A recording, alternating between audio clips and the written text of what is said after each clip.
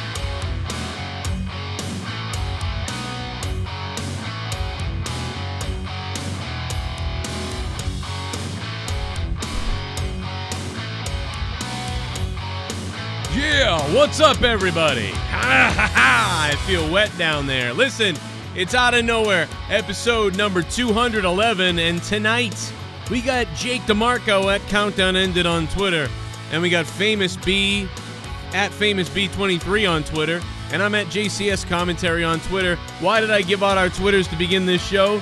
Because I'm a D-bag.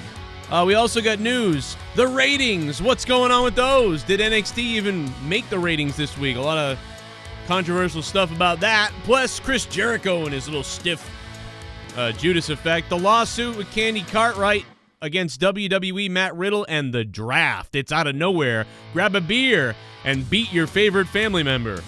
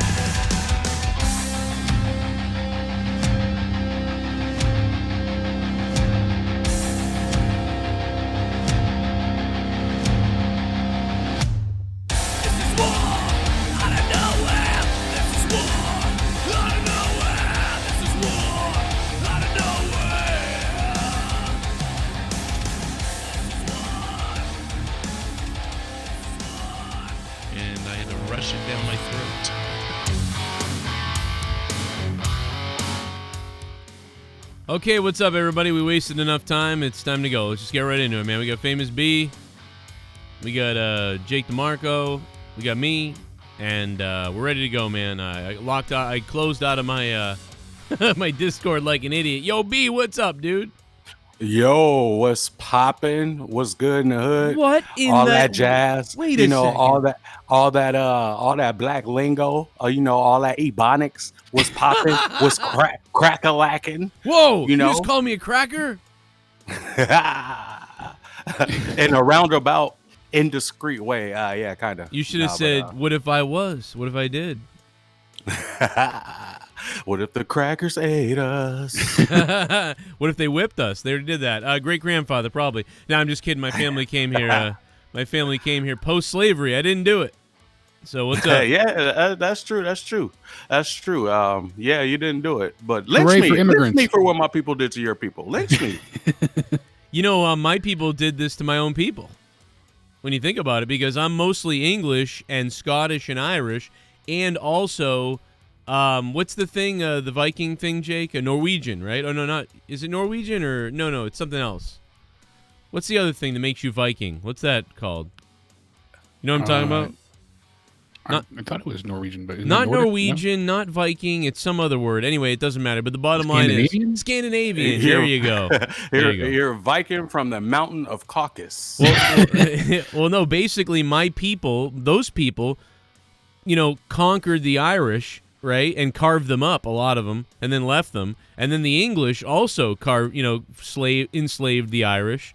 And so you're talking about the English enslaved the Irish, the Scandinavians carved up the Irish and skinned them, and then the Scottish fought with everybody. So I'm just a mix of everybody who fought with each other. No wonder I've got inner turmoil. It was all practice. It was, you guys were all sacrifices for the greater good. It was all practice. And now some of the most slavery that ever existed goes on right now in Africa. No one cares. But, okay, anyway. We're here on the show, and Famous B brought up race because he's black, and that's what they do. And what are we doing right now? I will not. I refuse to shut up and body slam. All right, I'll just let you know now. No shooting here. Shut up and dribble. Shut up and dribble. Listen, I hate LeBron James too, but how about you? Shut up and read the news. How about that? All right, we're ready to go. We're really ready to go now. What are we doing? Like, what are we doing to this beginning? What is this?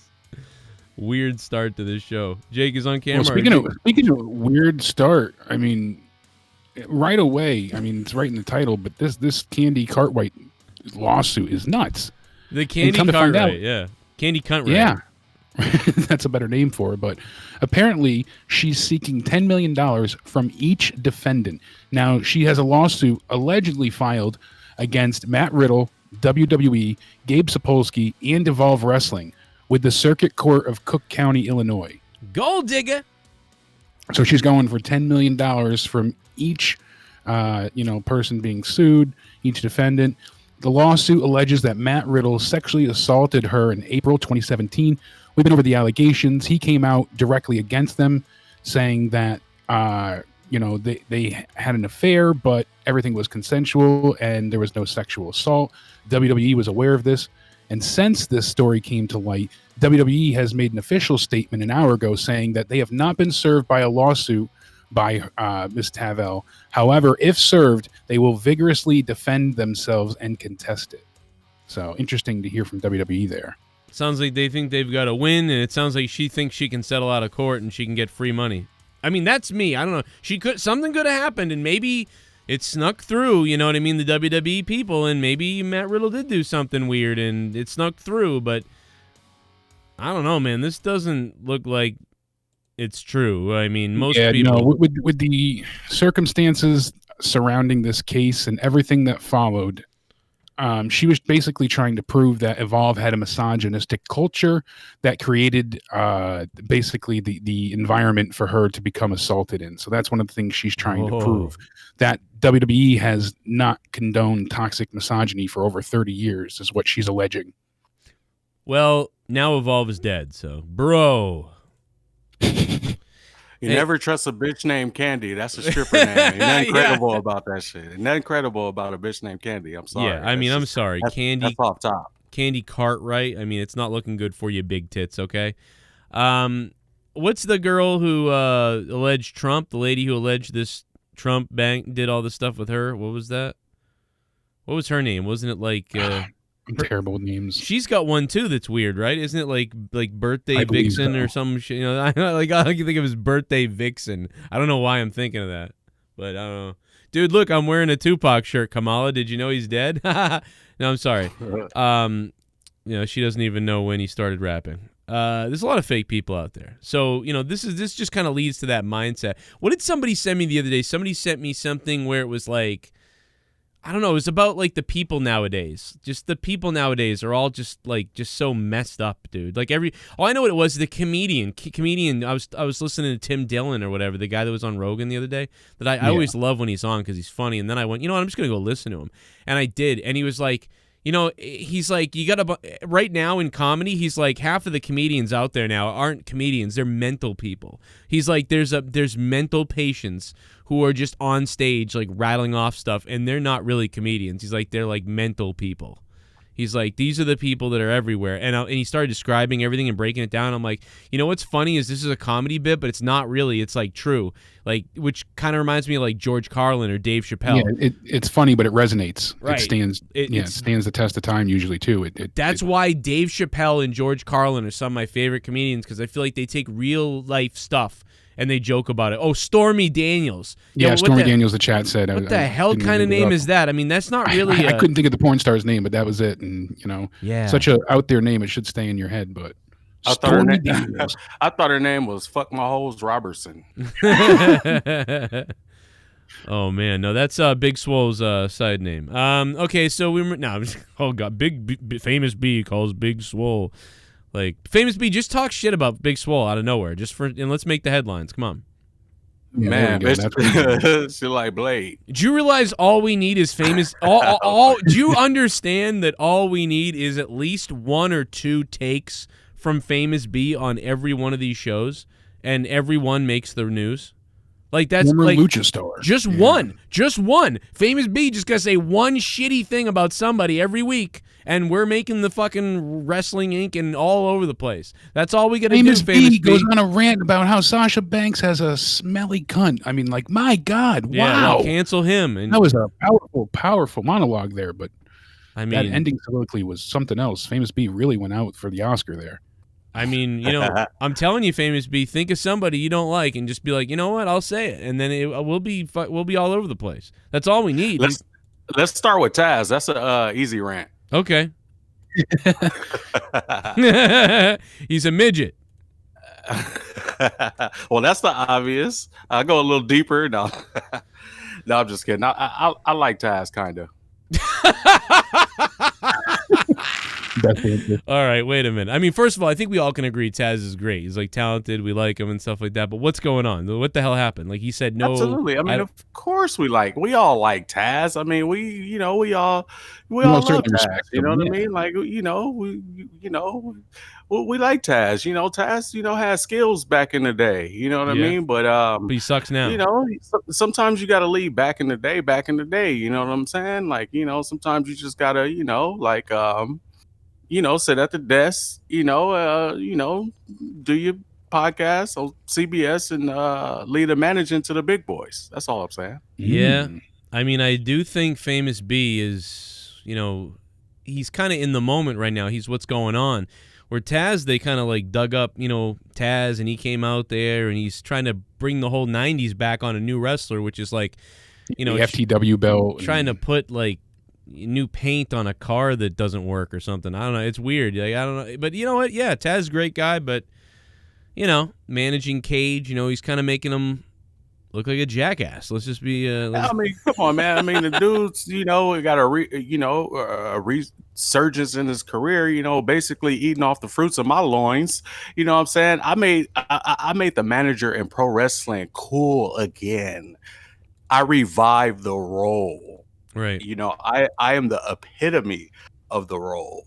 You know what I'm saying? And, like, ever since, I did my shtick, did my thing, managers became popping again. You start seeing them pop up all over the place in different companies. You start seeing Titus hand out business cards.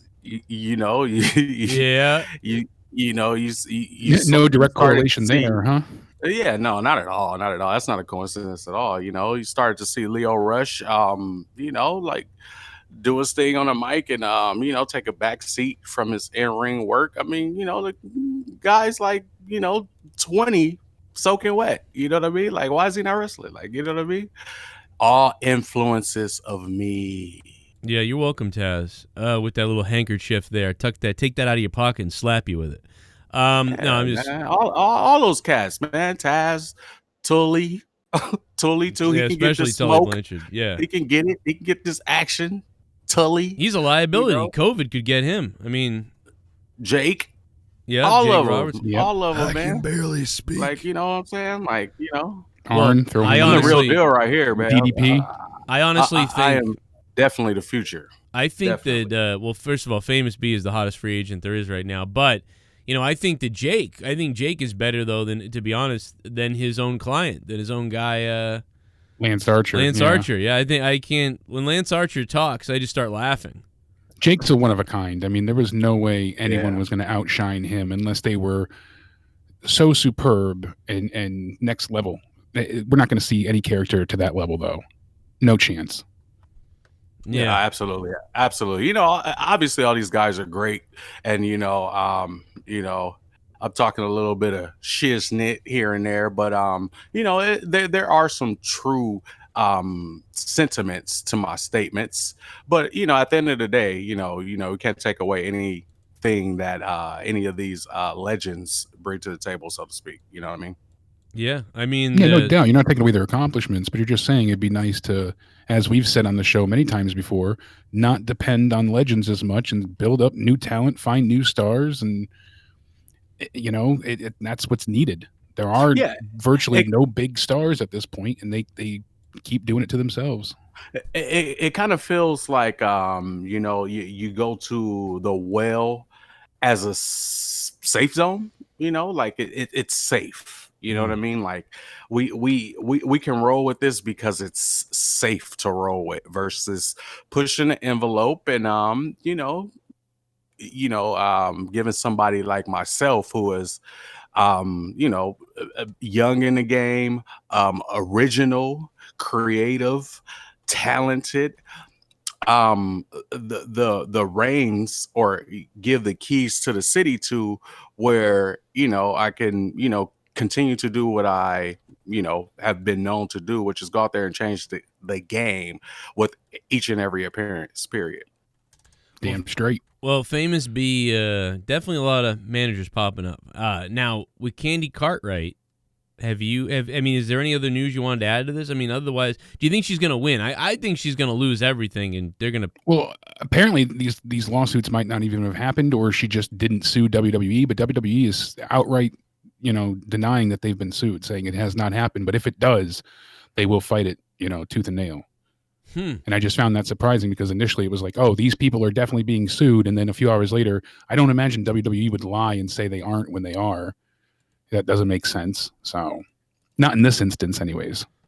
Especially when they've so heavily sided with Riddle on this. Yeah. Yeah. A couple things. One, that headshot of her, she kind of reminds me, she looks a little bit like Scarlett Bordeaux. A little bit. She looks like the trailer version of her or something. Yeah, like a little, like a shittier version of Scarlett. Yeah, she's like the from Beamer. Amazon, you go to Wish. Yeah, I bought her off Wish. Can I sell on Wish? Yeah, I wanted to say that, and also wanted to say real quick too. It's funny how, like, when the whole Enzo thing came out, their sentiment was totally different, right? They were like, "Fuck you, bye bye," send them his walking papers. Yep. They did, like. No questions asked, no investigation, nothing. It's like nothing. They didn't even give him a chance to defend himself and really talk about what had happened. He should have sued them. I feel like they pieced him out on the happiest day of his life. Mm-hmm. Yeah, sadly, he wasn't allowed to go out for Raw 25. He was all excited to have the cruiserweight moment there, and instead he ended up getting fired. I bet you he haven't wore that T-shirt since. Probably not. That chick must have been like amazing, like just crazy in bed, like because that girl looked crazy. She was probably like, yeah, flip, rip, stick, and boom. Flip, stick it in my five. She's probably crazy. Redhead, she was like this little thing, redhead, and just psycho. Like she was probably nuts, dude. Well, that's even her testimony that she put out there was insane. Flip, rip, stick, and boom. I mean, that shit was crazy. Yeah, I mean, they clearly did it. It's just like. You know what I mean? Just saying like, oh, it wasn't consensual. But her story was never consistent, and she had lied so many times previously, it just wasn't a good look to begin with. But WWE didn't even give him an iota of a chance. Yeah, dude, it was like, nope. Super chat. Nope. They hated Super chat. Super chat. Sick of Drew. Joe have a monetized meal special. have a monetized meal special. Oh, because of what we were fighting on Twitter about our foods. That was funny. Well, actually, I was kind of dragged into it. I had nothing to do with it originally, and then I don't know, like Drew was sharing his his food on Twitter, dude, I guess, and then like somebody was like, "Oh, the goon goes, oh, you know, Joe makes better looking stuff. I bet you Joe's salmon tastes better than this or something." Like, what the fuck did I do any of this? So he's on Twitter. This thing, Drew posted this. And I'm like, okay. And then the goon's like, Joe makes better stuff than this. So then I posted my meals. He goes, makes better salmon. I go, yeah, check out my salmon. So then we just started having this weird, like, food war on Twitter. Like, I don't know, man. And so Master Chef battling on Twitter. And someone was like, he was like, Joe, can you make me food? And I'm like, these are just photos of random food. I don't know. Like, so I think I got you beat, Drew. So yeah, you bring it on monetize this, man. I'll bring my 3 best pictures, and you bring your 3 best pictures, okay, brother? All right? And then do your best Gordon Ramsay impression. You call this salmon, it tastes like shit. You know, I've never watched that show, so I don't even know what that guy does. No. But so I'll just go that's like, awesome. That dude cuss. That's a great show. That dude Gordon cuss. what do Ramsay. you think these fucking meatballs? They're shit balls is what it is. People probably think it's ridiculous or like he's overly animated for the show. No, but I love all that. chefs act like drill instructors. When I was at Johnson Wales for culinary, it was ridiculous. It was treated like a boot camp. You had to shave every morning. When you went in there, they would take your ID card and scratch it against your chin. And if they heard that scraping noise, you had to dry shave in front of them. Oh my so you God. wouldn't have any stubble. Yeah, they're Your nails angry always had to be gays. That's properly why. filed. Your uniform had to be perfectly ironed with the creases directly in it to be like a perfect T, or you were kicked out. I mean, everything. You were standing at attention. Everything was yes, chef, no chef. That's how it worked. But that's how you earn respect, and certainly it worked. So I would troll the fuck out of that dude. I would be scrambling eggs in a hazmat suit. Fuck it. I'm telling you, those chefs are not one to mess with, though. No, Most dude, of most of them are gay, and that's what it is. And they got to be in the kitchen for 15 hours. They're looking for ass, and they got to be in the kitchen cooking food. They're angry. That's I wouldn't want an angry chef trying to pound my froggy ass. That's it. Get the hell out of there. That's why even the women. That's why there's less women. I feel like, but the women like are mad too, and it's not the food.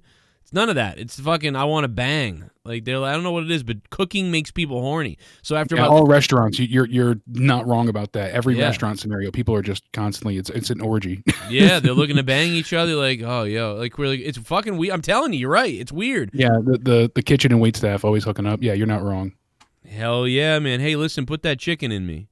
But no, Give me the special.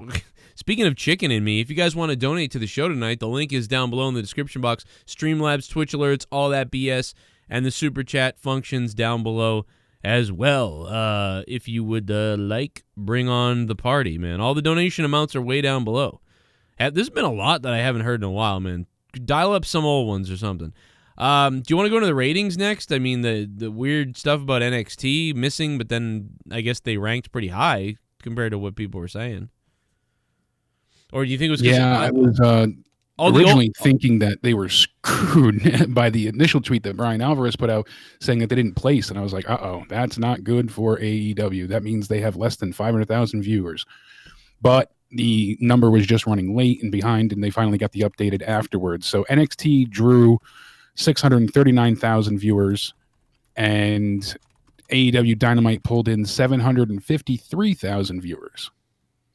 So whoa. Not great for either show, but that was also going up against the 50 million viewer vice presidential debate. So, I mean, that's what I figured did it, was that all the older people watch NXT and the younger people watch AEW, so probably the older people were watching the debate. So I figured NXT would suffer, but they really didn't suffer as much as I thought. I thought they might do 600 or 580, and then when I saw they didn't, I saw what Alvarez tweeted and Metzler were talking about. I was like, oh my God, they like did under 500,000 views. Oh my God. And then I guess that's not the truth. So yeah, surprisingly enough though, but initially I was like, wow, NXT got screwed there, but that's not the case.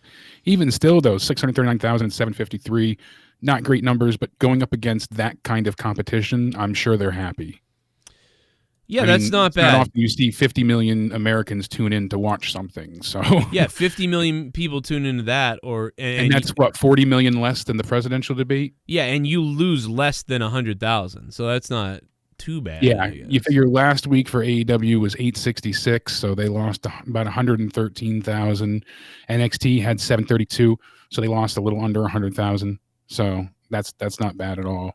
Yeah, and last night's AEW was not, I don't know, man, it wasn't that hyped up, but a little bit it was, and it just... Besides the dog collar match, I mean, the intro was good, but it wasn't must-see. The only thing that you really should have or needed to tune in for was the dog collar match, and that took up the majority of the time between going in, the end of the first hour and partially through the second hour. But I don't think that there was anything else or enough to keep people tuned in or away from the debate, so... Yeah, I don't think NXT was really good, but they had the same problem. As good as a show as that was, I still don't think there was anything there that was truly must see that you couldn't go back and catch afterwards, not live. The only thing on NXT that I was interested in is like, what is Finn Balor gonna say? And he wasn't even there, but yeah, that's why I had watched live last night. And as we know, one of the things we're hearing today is that his broken jaw is kind of being made out to be worse than it is. It's being said. Dave Meltzer's talking here, says it's not inaccurate that his jaw is broken in 2 places, but I was told that it was made out worse than it is, whatever that means. I mean, it's still a broken jaw, but they're trying to make him look like a real badass in the same, vein of things. Are you sure? I mean, he could have hairline fractures. It didn't look like a full break on the X-ray there. It looked like it was just in his left or right. It looked like the 2 breaks were right through, but... Oh, they really broke it? I mean, I would think you wouldn't want him taking impact if he had broken his jaw, and he'd be wearing an apparatus or something. Depending on where the breaks are. Like, when I messed up my jaw, I didn't have to. When my teeth were knocked out, I didn't have to do anything for that, so... So did you see a bone break, and they showed the X-ray and a bone break? In the far right side, it's a small break. You can see it in the X-ray that he posted on Twitter. Wow. I mean, yeah. I mean, it says fractured jaws, depending on how badly the bone is broken. If you have a minor fracture, it can heal on its own. But it's definitely going to heal on its own, and it is minor enough to where they said the most he would need is 6 weeks, but even that is pushing it. So they're thinking he'll be ready in a couple weeks. A jaw fracture is treated. It says healing usually takes 1 to 2 months. How long does a broken jaw take to heal? It says 1 to 2 months. Yeah, so anywhere from 4 to 8 weeks. They were saying by 6 is the longest they were expecting. Wow, they're gonna. So the other, Cross was really jacked up. Like he was out. So. He was. That's why they didn't want to take. They were doing all they could to not take the belt off of Finn at this point in time because they don't want to do it again. They just went through all this. They just had an Iron Man match and then another match to crown the champion. They don't want to do all of this. So. This is not a serious enough injury. I mean, it's still serious, but it's not crucial enough to where he can't, just take it easy and then be okay in a month's time. They can bring him back and, have him cut promos for a couple weeks, keep him off for a week. He can talk, and he's the champion. He doesn't need to be fighting every week anyway. Yeah. He probably won't be there next week, and then there'll be this Finn returns thing that happens in 2 weeks, so not next week but the week after. Finn returns to address everybody, and then he comes out with the belt and cuts a promo, then he goes in the back, then somebody else cuts something on him the next week, then he shows back up to cut on them, then shows back up to cut on them, and then he's back. So it's like, yeah, I mean, there's plenty of time. He won't be out of sight for very long at all, so that works out well for NXT. But speaking of not working out too well, poor Ridge Holland. He's got this essentially as close to main event feud as you're going to get with the Undisputed Era for him. So he's being elevated there. And this guy, both legs, his left ankle was dislocated and fractured. His right knee patellar was dislocated, and he had a patellar tendon rupture as well. Holy shit. So both legs. So right knee dislocated and the tendon rupture. Left leg is the ankle dislocation and break. Oh my God, dude. He roughed himself up bad. Who is this?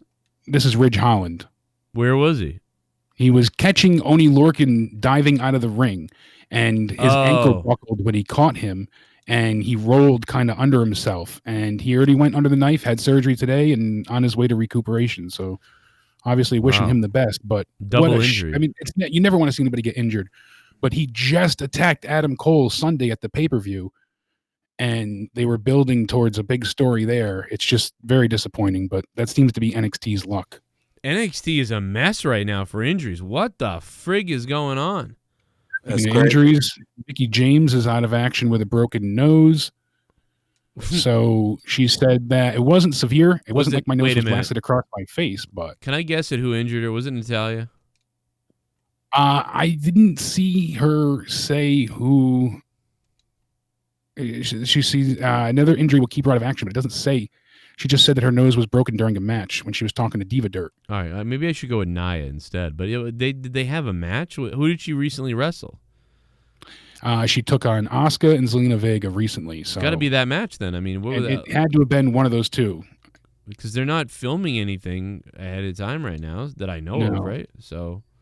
She said, so legit my nose broke. So legit broke my nose in a match. So now I can't wrestle for a couple of weeks. Unfortunately, that sucks. Silver lining, I went to the doctor and I got my nose fixed. He had to break it back. He even let me record it. So that's interesting. But she said beforehand it had to be relocated. So now her nasal canal, nasal cavity, and the outer wall are all repaired because her outer wall had collapsed. So that's repaired as well. What is she? Tommy NC, like he recording herself, like he records himself as a dentist. Yeah, it was an odd thing to add in there, but and then last injury that WWE isn't talking about, Kyle O'Reilly. They're just not mentioning what's wrong with him, and you know as well as I do that when this happens, it's typically one thing and one thing only: a concussion. Yep. So. Brian Alvarez, Dave Meltzer on Wrestling Observer, they kind of mentioned the same thing because they as they said before, they mentioned Finn's busted jaw isn't as bad as it seems, but this is not the case for Kyle O'Reilly because WWE hasn't said anything, and they said usually when they don't talk about it, it's a concussion. So hopefully that's not the case, but it seems likely after the brutal match they had on Sunday. They really beat the hell out of each other. Yeah, and they both had jaw issues, which means that it could have that could happen at the same time as a head injury. So. Mm-hmm. Crazy, man. That's crazy, man. That's a shit ton of injuries that you just ran through right there, man. And obviously, speedy recovery to all the talent, all the workers who bust their ass, in the ring, week in and week out. So definitely speedy recovery. It's funny that you were mentioning all the NXT injuries in particular. Yeah. Well, me as a worker, I can't help but think that a lot of it is due to working in front of no crowd. You don't have the same adrenaline that you have when the crowd is there. So I can just imagine these guys going out there and putting on these matches that, that they would normally put on, but you're kind of cold. I would imagine you're kind of cold working, essentially like as if you were training almost, with no fans there. So I think that might play a small role into it. I don't know. Do you think it's overworking? Do you think it's overworking too? Like trying to be even crazier because no one's there, so you're trying to overcompensate for no crowd? Or do you think it's that feeling when you're performing and there's no crowd and you sort of get down a little bit or you get a little thrown off your game because when you think maybe you're going to hear a noise or a pop and you hear nothing really, you never get in the groove the right way? Right, but then that leads to you just being cold. You know what I mean? Like you don't have that same adrenaline rush, that adrenaline boost that would will you through like these maneuvers. You know what I mean? So when you're cold, you're more susceptible, or like to like injuries. To these injuries. Like you feel it more. You feel it more because that adrenaline rush isn't there like it would be if the crowd was going crazy, this and that. You know what I mean? And it kind of like, mentally, I can see how it will kind of play tricks on you too, because you're thinking about that. Like it's in your head. Now it's in your head. You're like, shit, like, where do I get this a rush that I'm used to getting in these matches from. Like, how do I, will myself to still perform at the level that's expected? Because, like at the end of the day, it's NXT, obviously they go hard. But, doing the same thing and putting on the same, types of matches and doing the same type of maneuvers you would see normally on an NXT show, but without the crowd, it's like, it's harder to get through without that adrenaline rush. So I'm kind of like, more. I got to tell you, your body feels it more. Yeah, Famous B, absolutely. You have set the record. You have set the record for tonight on this show. We clocked you in. have I love said chat. I have you clocked in at 77 and it's only been 38 minutes. Like my goal is 350. My goal is 350. So I'm a quarter of the way there. Let me tell you something, bro. You beat out my so. I mean, you're getting on Russo level with the bro stuff. I mean, I have to bring this up, because this is like an elephant in the room that you've said it 77 times. Vince Russo got bro, you got and they both rhyme when you kind of think about it. So it's maybe something to that. I'm not really sure, but you've got a new subscriber. Good Lord, man. That was a record. And Philadelphia Eagles fan 45, go Birds. Son of a bitch. 1-1 against the Pats. No, 1-2. Go Birds. 1-2. Well, 1-2. I mean, that's a T-shirt on Pro Wrestling Tees tomorrow, so it's all good. You know what I'm saying? I'm always monetizing myself. Oh, shit. Famous B. We got the exclusive, Joe. Look at that. New merch drop coming hot tomorrow. Well, you got your catchphrase now, man. Now people are going to be always listening to you to be like, well, listen, watch this guy say, Watch this guy say, And yeah, the more and put a big star rainbow thing and then your face. The more with with the smile and the eye wink and all that. The more and like it's a fucking star and Famous B. And oh my God, you got a T-shirt. I'll buy it. That's crazy. Yeah, we did it like right. We used to do the O's for the Ty Dillinger donation. Yeah, this is crazy. It's a great idea. It's like these ideas, they just come out of nowhere, man. What else you got? What else do you have? I got a shit ton here. Really? Okay, let's run through it because there's Joe. There's no donations, no calls, no donations, and no calls. Are the lines open? Oh, I didn't know they were open. Bro, everything's open. Like it's 500 people in here. This is quiet, man. People must be like in a coma right now or something. I don't know what's going on. Vince Russo says bro way more than Matt Riddle. That's a fact. Oh, yeah. So, yep. All right, I stand corrected. I think Vince Russo should sue Matt Riddle, to be honest, but whatever. That's another thing. The original bro. Yeah, exactly. Yeah, the original bro. What the fuck, dude? I'm way older than you. I think the religious side of Vince Russo, when he goes to pray to Jesus or God or wherever he prays to, he starts the prayer off, bro. Let me tell you, bro, I love you, God, but if my wife cooks that meal again, bro, I'm killing myself, bro. I don't know, yeah. Whatever. It's me praying again. Jim Cornette is at it again. Jim Cornette is threatening to kill me again, bro. Their beef is just a riot, man. They should just, at this point, like it's got to be a work, and they're just trying to make money. Like I don't even know if I believe it's real. Like Cornette and the Young Bucks. That's what everybody thinks. It's just a work. Yeah. Except I believe that he hates them. No, I actually do believe that Cornette hates him because of what Cornette did to me. So how Cornette acted to me and treated me and treats me and whatever, that tells me like, no, this guy's for real. Like he hones in on enemies to like be mad at stuff, and he don't care. He knows it's not really that big a deal. He's using it though because it's fun, I think, or he really, really does really hate people. Like it's one of those two. Either way.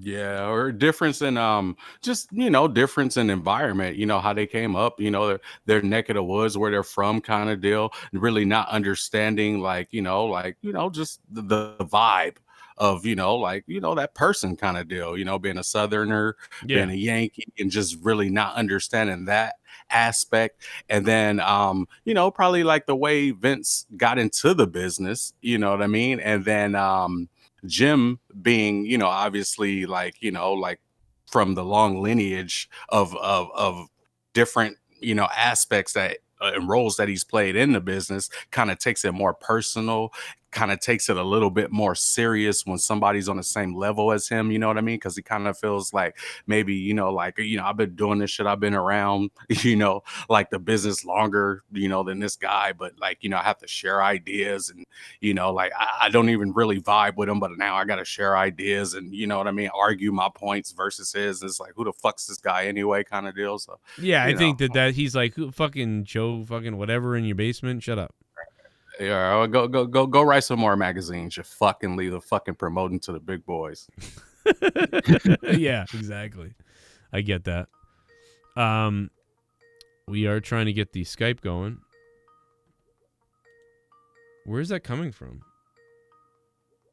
Is it coming from the console? I think it is. Yeah, that happened to me the other day because they're synced together. So every time Skype was ringing, it was ringing on my Xbox and not my desktop. Hold on, let me see where this answers. Yo, So 769. Where is that coming from, though? The audio is We're in the house. Hold They're on in a the minute, house. caller. You're not on the line yet because you're coming out of speakers that I don't even know existed. Oh, yeah, he's coming out of the monitor speakers, dude. What the hell? No, it ain't you, dude. It's me. Hang on a minute, dude. Let me fix this for you. Oh, remember you had to change the CPU, change the sound settings. So probably did that on Skype too. Oh my God, dude! What in the It world? Probably changed the output. Okay, caller, we're good to go now. Go ahead, man. Hey, what's going on? I wanted to ask you. You know how like in fighting games when they have characters that are wrestlers and they do like all the wrestling moves. Do you think they have to get like clearance from like the WWE in order for the characters to perform the moves that are in the game? In which games? Just any fighting game that has a wrestling character. Do you think they have to get clearance from WWE? Unless they own the trademark to the name of the move, no. Like they can do whatever moves they want to do. Yeah, like anyone can do a Superman punch because there used to be this character in Tekken named thing. King, and he has like the power bomb and the power driver, and I was wondering did he have to so power bomb and pile driver I don't think are trademarked. Those are names that they're like one of those things like too old to be able to whatever. But like I don't even know if the RKO is trademarked, but like things like that, like the mandible claw mankind. I don't even know if that shit's, Yeah, those are trademarked. Okay, so those are, but like, yeah, pile driver, slam, and things like that, those are not trademarked, so. If you name something as a finisher, Joe, that would, All right. Thanks, Joe. You couldn't call it the pedigree, the stunner. Right. Yeah. Yeah, I could see that. You could do a stunner, but you couldn't call it the Stone Cold Stunner. I don't know if you could do the pedigree, because I don't know if anybody, but a lot of moves, it depends on who originated the move, but most times, no, you don't need any type of. When it's a super personal thing to a certain wrestler and they name it after the wrestler, usually that's why you can't do that. But that would be like saying Bellator needs permission from UFC and like Lariat, Impact needs permission from WWE, and it doesn't work like that. Those are all universal terms. What else we got? Oh, raw a little bit dog. of the bubbly. That's it. Want some bubbly? Look at this stuff. Oh, a little bit of the bubbly. That's it. You know? No? Oh, you didn't know? Your ass better call somebody. Oh, you didn't know? Spend my day working hard on the go. Hand on the hourglass spinning too slow. I can't wait to blow Vince McMahon tonight. All right, Road Dog, Raw. I thought it was Raw Dog. Road Dog, what's up, Road Dog? I don't think that's really Road Dog, but I appreciate it, man. We love Road Dog anyway. And we got Famous B here. We got a phone call, but he hung up. Call back. Well, the phone line's open. All the donations are on. Bring it on. Add something to the show and keep the show on the air, motherfuckers. What the hell's going on tonight? Donate down below and keep us on the air. I don't want to cancel out of nowhere. I really like this show. But maybe we might have to. Wandy, stop calling. I could do a show probably bashing people and I'd make more money. Like, the new Thursday night show is Joe just shitting on people. Joe beats Jake with a chair. Like, just, that'd be great. Good God. Every donation, you just bloody me that much more. 339. People love violence. I just looked at the last name of the guy that really donated the Road Dog thing. It couldn't be further from the road. I love it. That's hilarious. Okay, what else we got, man? What else we got? So yeah, we're talking about Samoa Joe. He's not done in the ring. He said, right now I'm just enjoying commentary. It's been a fun challenge. Obviously, I'm not done in the ring by any means. I think right now I'm exploring things. Aside from that, I'm doing voice acting, which is fun and very cool. It's a very enjoyable thing. I have a project coming up with Warner Brothers. I'm very fortunate and I'm very happy that I'm doing the things I'm doing right now. Why the fuck do all these people get voice acting gigs? You know, I'm on every voice acting site, and I get like one job every 2 years, and it's always some rinky-dink. I mean, I love the jobs I get. But no, seriously, it's like what is going on, man? How do I hook? Where's my Hollywood hookup? Because I can do voices, god damn it, and I'm bored at home, and I'm building computers now. 312, hello. Hey, how you guys doing? What's up, man? Hey, Roman Reigns has his fist stuck up my ass. Oh my god, you too? Dude. Turn that boy into a puppet. How old do you think that guy was? Like, how old do you think that guy was? Seven. Hey. Roman Reigns has his fist up my ass. What the fuck? White people. Not even old enough for that to be legal for him. Oh my god, dude. Hey, I gotta hear that again. Oh my god, dude, that guy. We don't judge here. How old do you think that guy was? I think he's confusing Roman Reigns with his dad. Maybe he's got an Uncle Roman. And that's what it. Hello? Yeah. Roman Reigns' fist is in my ass. Sounded like it was true. I gotta go. Yeah, that's Drew 20 years ago. Dude. Turn that boy into a puppet. How old do you think that guy was? Let me go back and hear. My ass. Oh my god, you too. Hey, Roman Reigns has his fist stuck up my ass. Oh my god, you too. He's either orgasming at the end there, or he's got corona and he's choking. It's one of the two. That was the shittiest Luke Rojas impression I ever heard. And I'm bored at home, and I'm building computers now. 312, hello. Gotta clip that right now. Hey, how you guys doing? What's up, man? Hey, Roman Reigns has his fist stuck up my ass. Oh my god, you too? Dude. Turn that boy into a puppet. How old do you think that guy was? Like, how old do you think that guy was? Yeah. Hey. Roman Reigns has his fist up my ass. Unlike got the at the end. Unlike other like people or shows or other things like where people would be like, people would be like, stop calling, or like people get angry or like, oh man, why you're an idiot, that type of thing. I'll sue you. They don't know that like I enjoy this stuff. That's funny. Oh, my fist up my ass.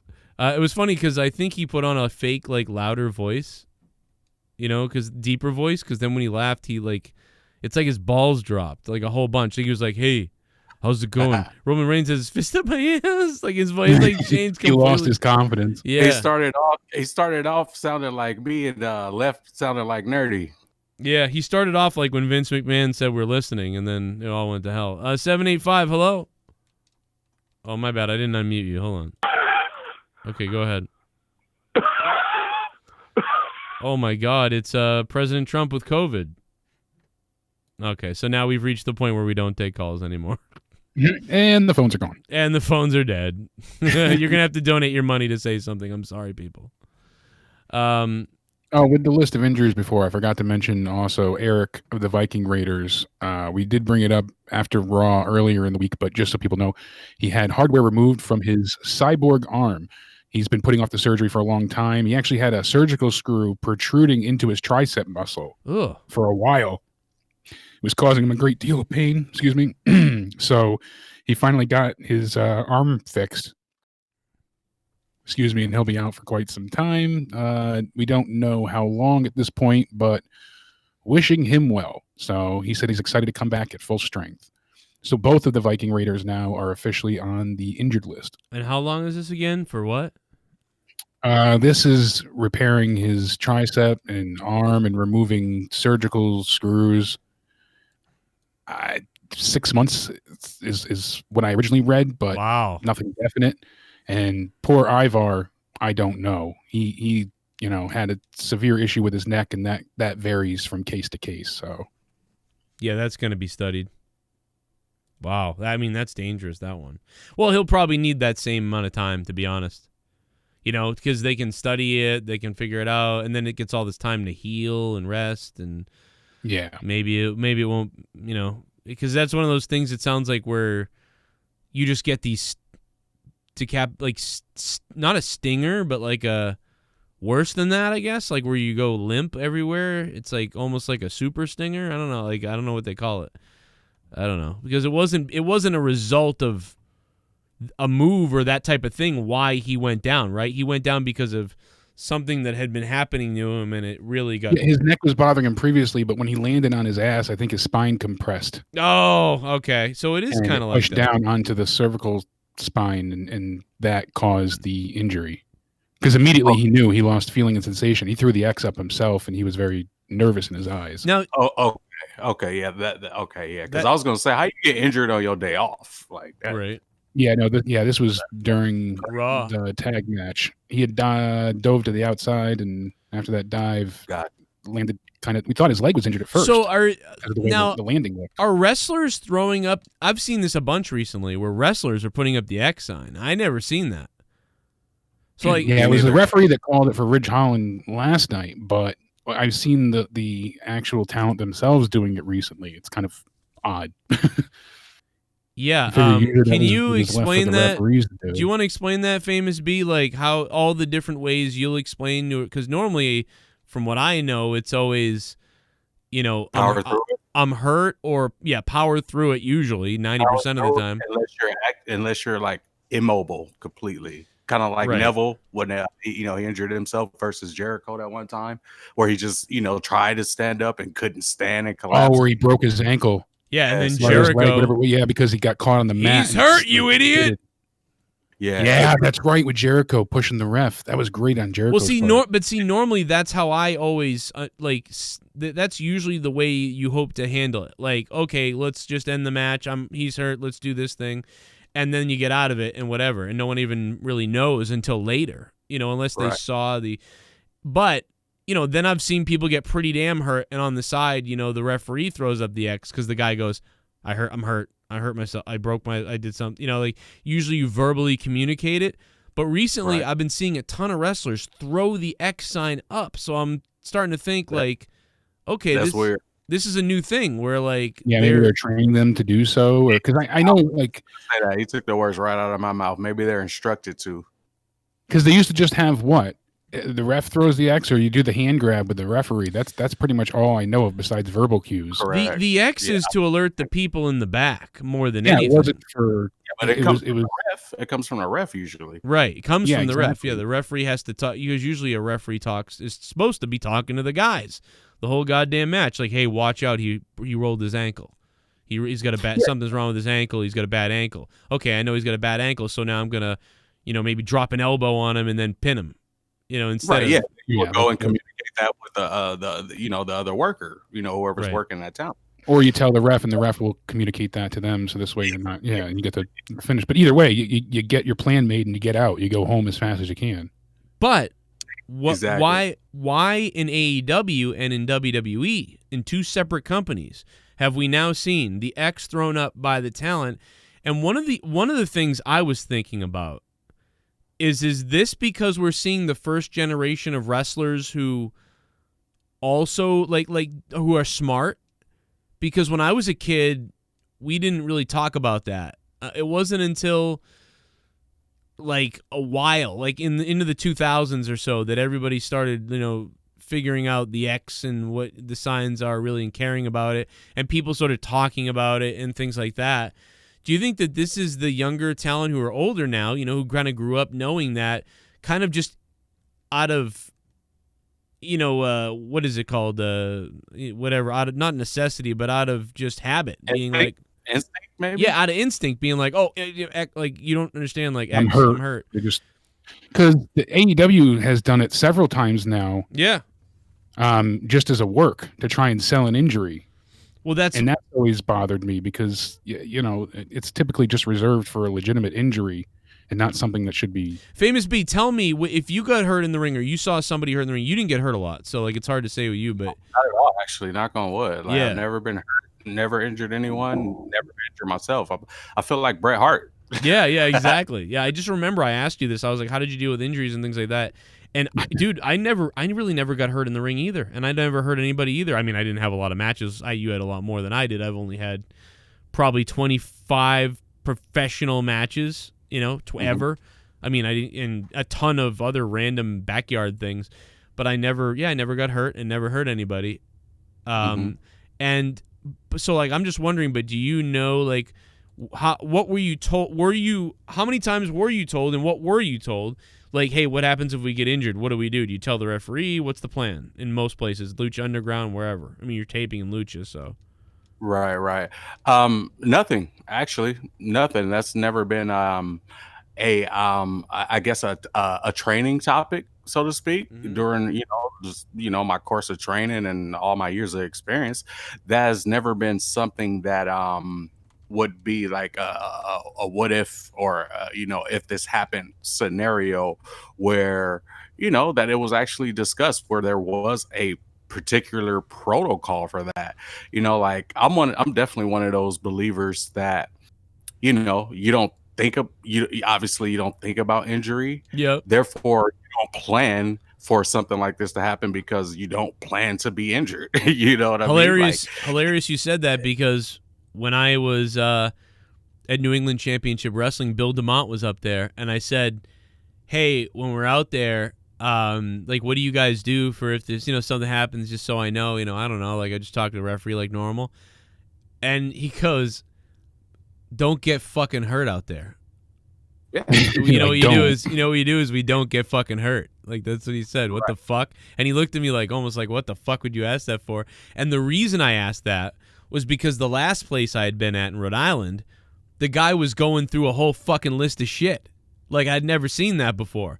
So I was like, oh, whoa, okay, like, all right, so I would do this if this happens, and don't throw the guy was adamant about don't throw our microphones around and all these weird things.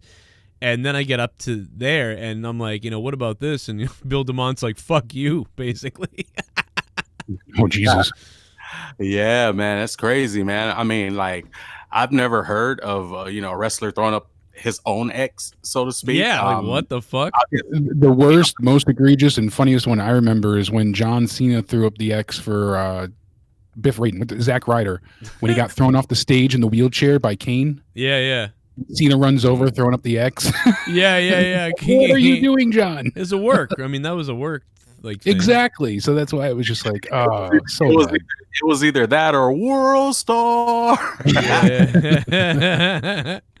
Yeah, I think there was this time period where they could do the X thing because they were like, people know what it means now, so now we'll do it, and they'll think, oh my God, something's wrong. So yeah, because it's like, not supposed to be a storyline. Yeah, it's a worked shoot, but now it's kind of over. Like, now it's like, okay, it's people already know that now, that they know that everybody knows.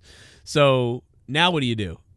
Now what is it? Is it like I feel like it's gone back to a shoot. You know what I mean? And what do you do if you throw up the X because it's part of a storyline, but then somebody really gets hurt? Yeah, you have a second signal, or I know the referees in WWE can radio back to Gorilla. Right. Usually they're always set up with a two-way, but I don't know about now. It's AEW. Jazz hands. Now you do this. Just jazz hands. Now they're gonna be throwing up all kind of different signs, like a third base coach. You don't know what sachet. Referee thinks Kenny Omega is injured every 3 minutes in the match. Sorry. Could you imagine if when Stone Cold broke his neck, if he threw up his own X? Right, I know. He's like rolling around barely. He wouldn't have been able to throw up the X, to be honest, though, because he was like this. Yeah, like, I know, his hands were Triple curled. H when he tore his quad. Yeah, you're right. That's a real example. Think about it. Triple H tore the freaking muscle off the damn bone, and still sat in the walls of Jericho. I would, and then finish that match. I would never. I mean, like, maybe it's got to be my mentality. I'm sure it's Famous Bees too, because we're like the same age. But I just can't ever, dude. If I threw up an X in a wrestling ring, to me, that's like fucking. You just fucked up huge. Like, what are you doing? Like, right. You just say to the referee, it's like the Undertaker saying, "I'm fake." Yeah, like, I'm out. I'm hurt or act hurt. Like, because what will happen is if you communicated to the ref, they're going to know and they're going to understand. That's it. No one else will really know. Or if you're really hurt and you're like out of it, the referee's going to eventually realize that, and he's going to do it. So a good ref would know. Yes. A good ref would know because you're always watching. You're watching every spot. You're watching every move. We see these refs get down there and check on the talent when they take high risk maneuvers. Every time they take a high risk maneuver, just to double check and make sure. After a big bump, you always see them go down there and kind of like do their thing or whatever. And so it's like a good ref would know. To be alert, to watch out for things like that, and to be on the case so that way they can react, communicate to the back if necessary, or vice versa, listen for some sort of feedback, and and handle it that way. You always leave it in the hands of the ref because the ref is the one that's really dictating the match, outside of what the workers are doing in the ring. Yeah, and maybe is it like, are they not trusting refs or something? Like, what is going on? Like, or has these injuries been so scary and weird that the wrestler got so freaked out they didn't give a fuck. They were like, I'm injured, I'm telling you.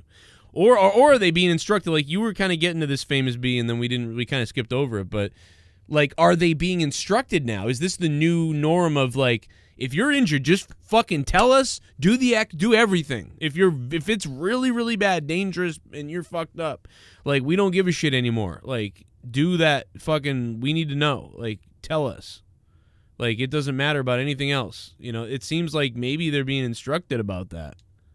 It has to be. It could be. I mean, it has to be because it's a trend, like you guys are mentioning. It's a trend. So this trend has to have a foundation.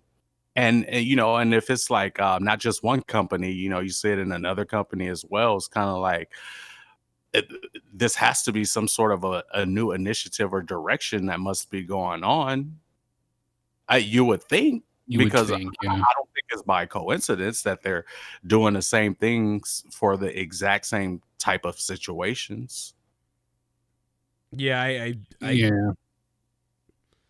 gotta believe that there's something going on backstage that's making them do this all of a sudden. I just can't believe that there's a difference. Yo, what's up to everybody in the chat? We got a Wandy. Yeah. Frog off. We got Drew Bar, Dan&Cora. What's up, everybody in the chat? Reckless Jeff is here. So many people, man. Elijah, what's up? Dave25, leave the memories. Is that the real Dave? Dave, has that been you? Are you a troll, Dave, or is there a troll Dave going around, or are you like really been just trolling me? I don't know. Let me know, bro, because otherwise I need to know if I need to block the bad guy. But if it's you saying stuff, then I don't know. He said like I smelled like tuna when we met or something like that. It's fucking weird. I'm like, really? Like, what the fuck? Should have told me before I went in that fucking arena. But I just showered right before the show, so if I smell like tuna after I shower with Irish Spring soap, I mean, we're in trouble here. Yeah, you got a real problem there. Yeah, I got some other kind of issue. Like my liver's dying or something. I don't know, like something's going on. And by the way, Leah hates stuff like that, so my wife wouldn't even go near me. So yeah, you got to let me know. But it's either fake Dave or there's a fake one of you, man. I don't know. It might be troll. But either way, man, let me know. We got some donos coming in. We got to fund the show. If you guys want to help fund the show, hit the button down below and hit the join button and become a member down below, or donate live, or all these other things. Become a patron, because Leah and Monica recorded Talk Spooky to Me episode 3, and it's going up tomorrow. Boom! Plus, the newest episode of Off the Rails is up on Patreon too, and today I cut some sexy sauce on Morning Madness, and that's up. I am so weird right now. I had a lot of coffee. Morning Madness is up as well right now, 30 minutes. I went through a bunch of stuff, answered your questions, and ranted about a few things and some of the topics, and had some fun. So Patreon is kicking ass. Tomorrow night's Monetize This. Shout out to the king of the wheel, Luis Antonio Alejandro. Yeah, he's got a big dick. Shit bum. My catchphrase is woof, buy my merch, bro. Help a bitch out. Joe Cronin's dog. Shout out to my dog, man. Yo, Vampiro, you love my dog, don't you, man? Bring it on. Where's the fucking music? Joe Cronin's dog. Joe Cronin's perro. Thank you, man. Appreciate that. You know, dog in sign languages. Yeah, you slap your thigh. Snap and slap. How about that, man? Isn't that weird? I feel like it means come here. Like that. Yeah, come hither. Come here. Shouldn't come here be that? Not dog. I thought it always Yeah, meant can you hear you're calling the dog? What famous B? Give me that hell yeah! Interrupted You again. wanna know something famous B? As a matter of fact. No. We don't fucking know. Fuck Debay. Twice. You know, he's hit the 100-meter famous B. New merch coming soon. Shout out to JCS Army, who just donated 316, motherfucker. Nobody likes the songs. Yo, JCS Army, thank you, man. And Joe Cronin's dog, thank you for that. My dog made an appearance earlier in one of my videos. It's very strange. You know, real quick before we switch topics, I want to say one more thing. What if throwing up the X is your gimmick, like DX? Like, how would you communicate it? That's a great point. Yeah, You're like Shawn Michaels or Triple H, and you know, like you always throw up the X. Yeah, they're trying to tell somebody to suck it. They're calling the match. Yeah, and sometimes Triple H especially did it like that too. He even did it like the referee would do it. That's really weird. Maybe they stole it from that. Well, didn't X-Pac say that they saw it at a bar, or was that the Wolfpack thing? Might have been the Wolfpack thing. I don't know. Oh, I know what it was. It was Too Sweet. He got Too Sweet. It was they were like in a foreign country, and it was something that was going on at a bar or something like that. I don't know. I remember hearing one of the origin stories, but I don't recall exactly what it was. I don't want to get it wrong. It's probably the first time he had a Jaeger shot. It's probably the first time he had a female. Okay, so on to the no, I'm just kidding. X-Pac probably banging everybody back in the day. He showed everybody his X sack. He was like, "Yo, what's started up?" with China and worked his way around. I miss China. She was on YouTube, like dancing with things in her apartment room and playing with like teddy bears.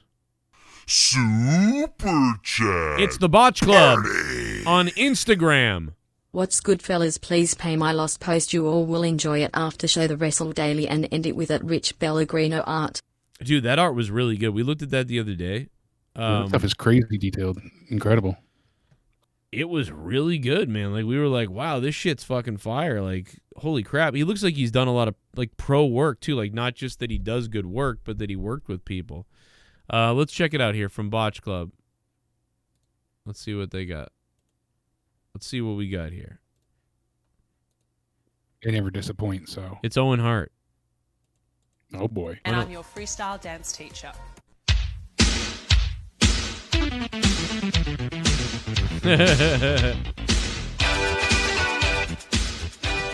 Oh, my God. Look at this lady. What the hell is that? And I'm your freestyle dance teacher. Wow. Well, I guess if you're white and you're like, what I'm doing sucks, you're like, well, let's just call it freestyle dance. And now it's like a real thing. It's just like Tommy when he does that spoken word rap thing, but it's not rap at all. And it's like, okay, so you can't do this. So you did what you did. Your rapping sucks dick. So you did your own thing and called it that. So you did your own thing and gave it a new name as if it's something that you're talented at. I get it. Like, that's what that lady's doing. Check out my freestyle. No, it's called white people. It's called white people. Like Dave Chappelle said, "Fuck are you doing?" Dude, whatever they were doing in that skit was better than what that lady just did there. That was the John Mayer skit, right? Yeah. Play the angry riff. Play the angry riff, John. They start like punching each other and shit. It's true though. It's weird. It's not like that's what's funny. That's why stereotypes are hilarious because it's true. That's the real world one, right? No. That's the one on the first episode where he's in a car with the black chick, and he pulls up, and the white chick is randomly on the street just dancing, and he rolls the window down. He's like, "Fuck, are you doing?" And he drives off and splashes the fucking water on her. She's still doing a robot and shit. Dude, that was funny. And the other guy that was funny was the guy who was always doing that dance, or the black guy, where he's like, his eyes were like rolled in the back of his head, and he was like. Right. He's doing the robot. Like, That fucking guy, dude. They would just. That got to the point where they would just put him in anything for no reason, and it was hilarious. Like there'd be a skit going on that had nothing to do with anything like that at all. And then if you looked in the foreground, like he was in the back on the front step of a house as a different skit was going on, and he's at the house like doing this in the background. You're like, what the fuck is it there?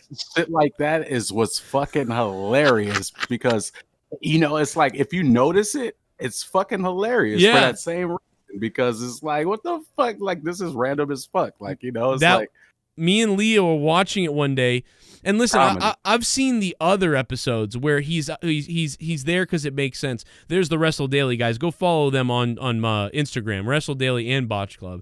But yeah, it's like there's other episodes where like they're at a club and there's dancing going on. And that guy like bumps into them randomly and goes through, and that's funny because there's like a reoccurring thing. This guy's whenever there's dancing, this guy shows up and doing that. But that one episode where he's in the background for no reason, like in front of a house, like, and I never saw that. Like that one, I've seen a lot of them because he appears multiple times in all these different things for that reason. But that one that I saw where he's in the background, I was like, oh my god, I never saw that, and me and Leah were dying, like because Leah's. I think some of me and Leah's favorite shows ever, like when we're like, let's watch that again and laugh. It's always Grandma's Boy or Dave Chappelle. Grandma's Boy is a classic. That's one of my favorites too. Those two, man. Like when me and Leah, like if we were like let's drink some wine, hang out. Like we could never decide on what movie to watch, so we'll always be like Dave Chappelle. We'll just put Dave Chappelle on, or we'll just put Grandma's Boy. It's always one of those two things. Can't go wrong, man. Very strange thing for a couple of people. Like for a couple, like goes, what's your movie? Like, it's either Star Trek, Dave Chappelle, or Grandma's Boy. I don't know. My grandma drank all my pot. This beat, bro. Famous beat, bro. Yo, what's going on, Jay? Bro.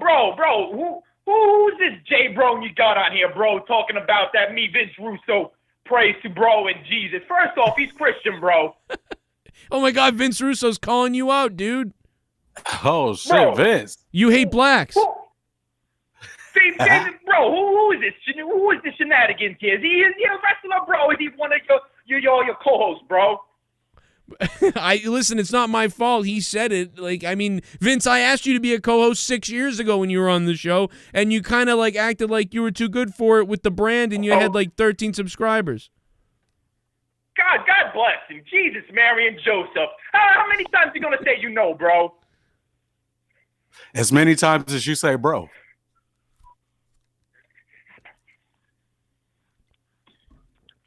Call him a stupid guinea. Call him a stupid guinea. Call him a stupid guinea. Bro, Jeff, get off the phone, Joe. Bro, I'm here with the man of the hour, bro. Joe Cronin, bro.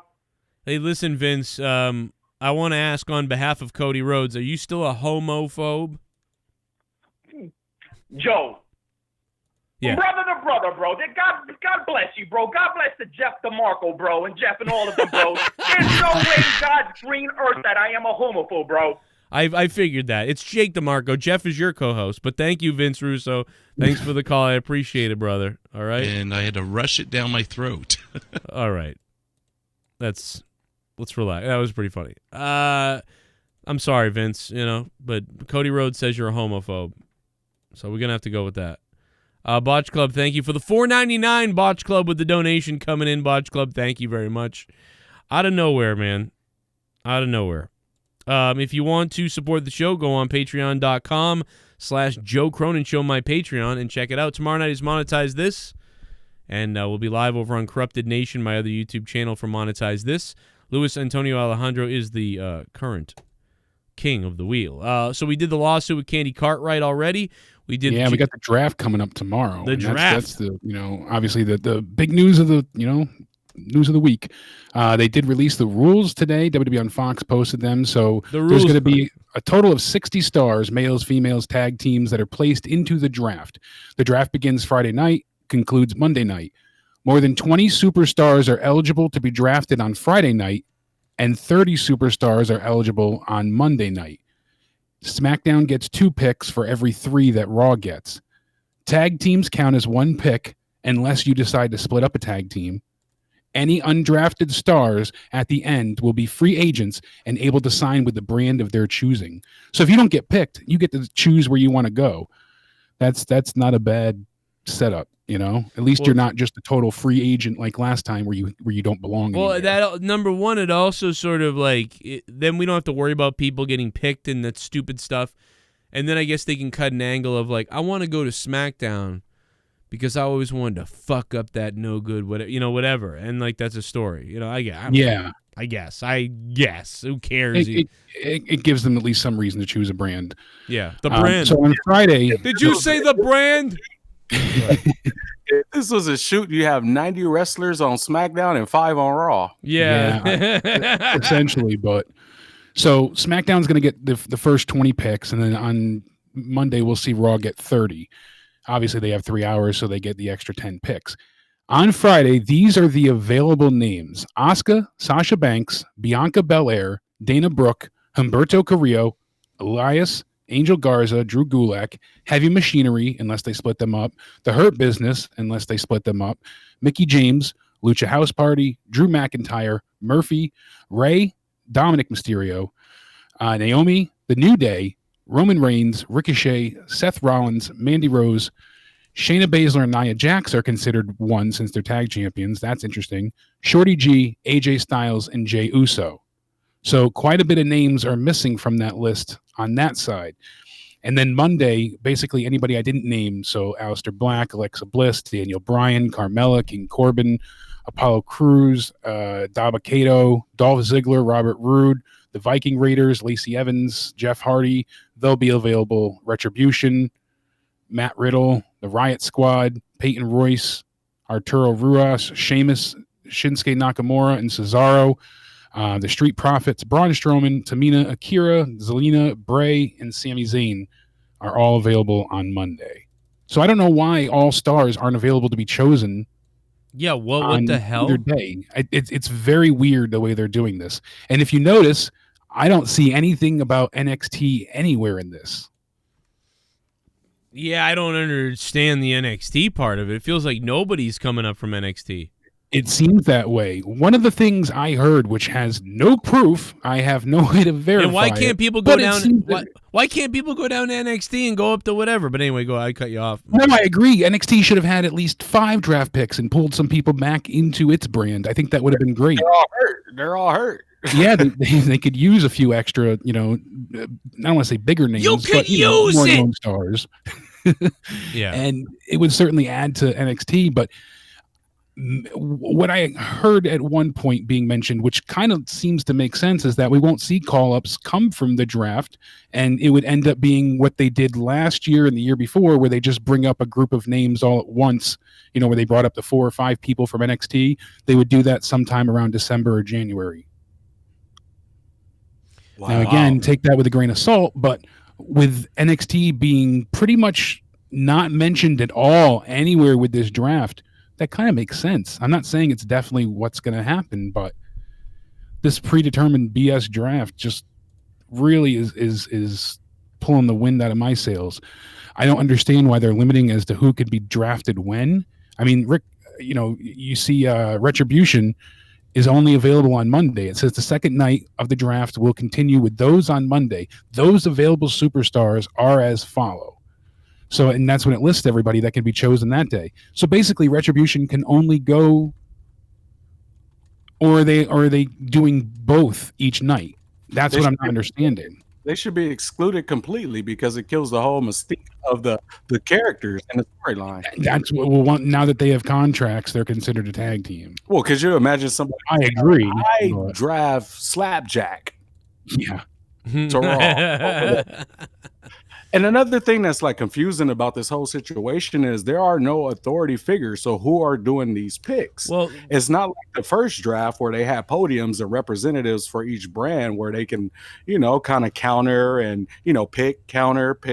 And well, couldn't Adam in the past, the announcers have been the ones that went up and said, SmackDown drafts this guy, and maybe Adam Pearce even could be there and draft. Or will they bring out Stephanie? Will they bring out people? Maybe they'll bring out Stephanie And Shane for one, Stephanie representing, I don't know. I hope not. I hope that's not the case. God, that is the worst when they're standing there doing that. I was at the Boston one and I was like, kill me. Yeah. Why did I come here?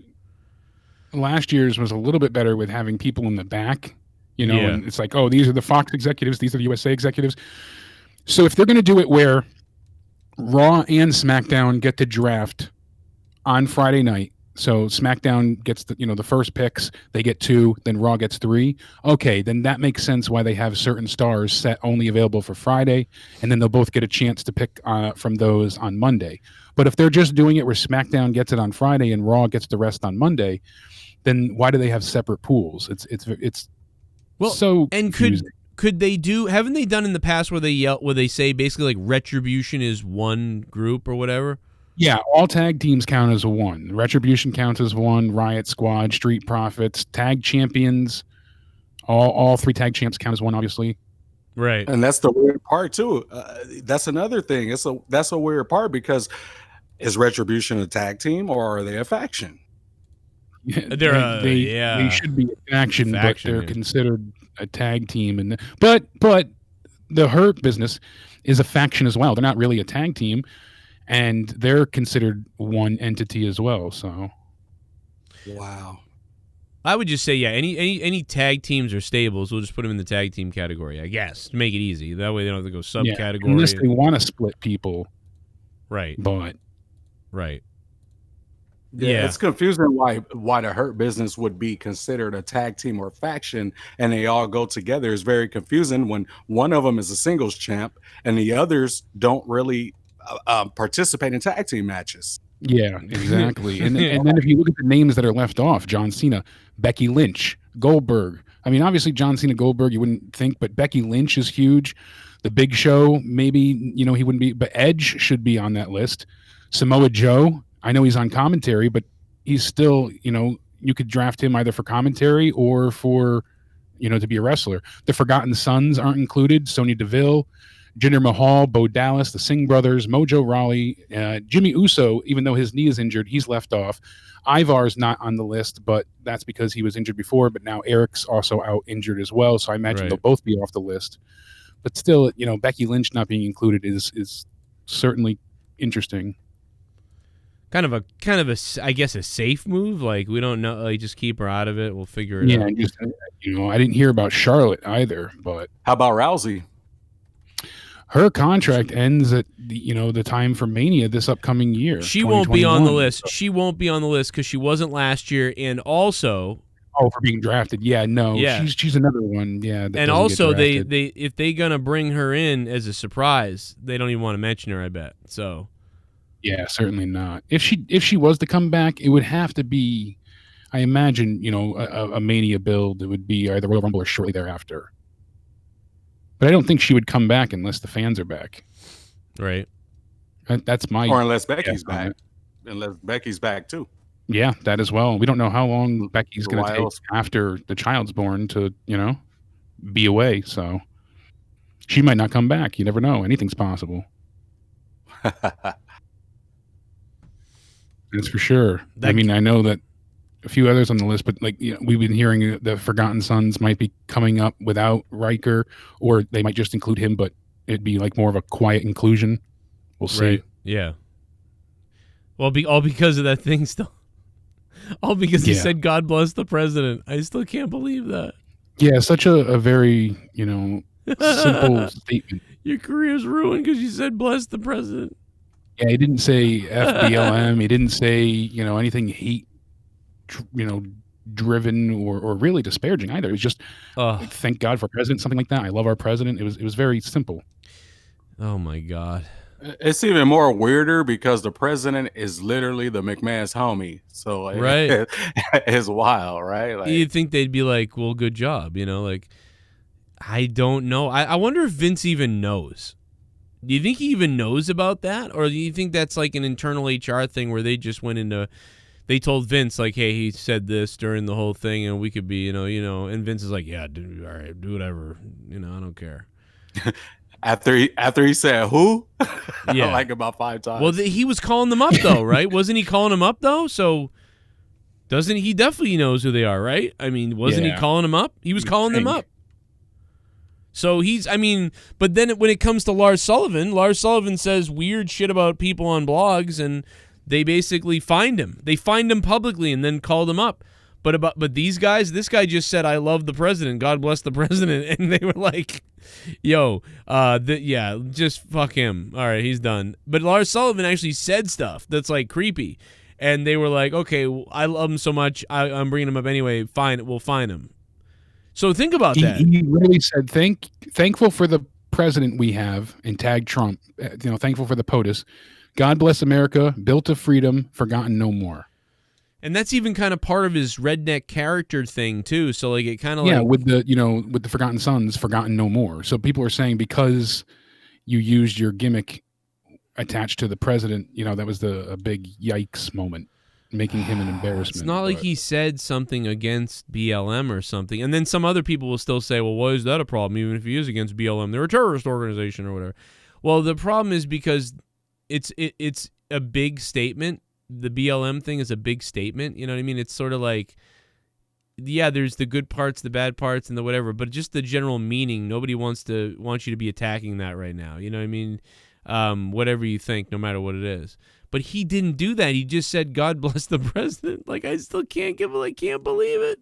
Like, I mean, I think, like, what? Lars Sullivan. Back June 1st. So it's October 9th. We haven't seen him since. You got a bigger case against what Lars Sullivan said on his blogs, even though they were like 8 years ago or 5 years ago. Dude, didn't he say he was going to like fucking slam Stephanie and stuff? Like all these things. He said he was going to like, didn't he say something about that? Like, I'd love to see her fucking get railed or something. It was something like that about Stephanie. Yeah. Tons of stuff like that. It's hilarious.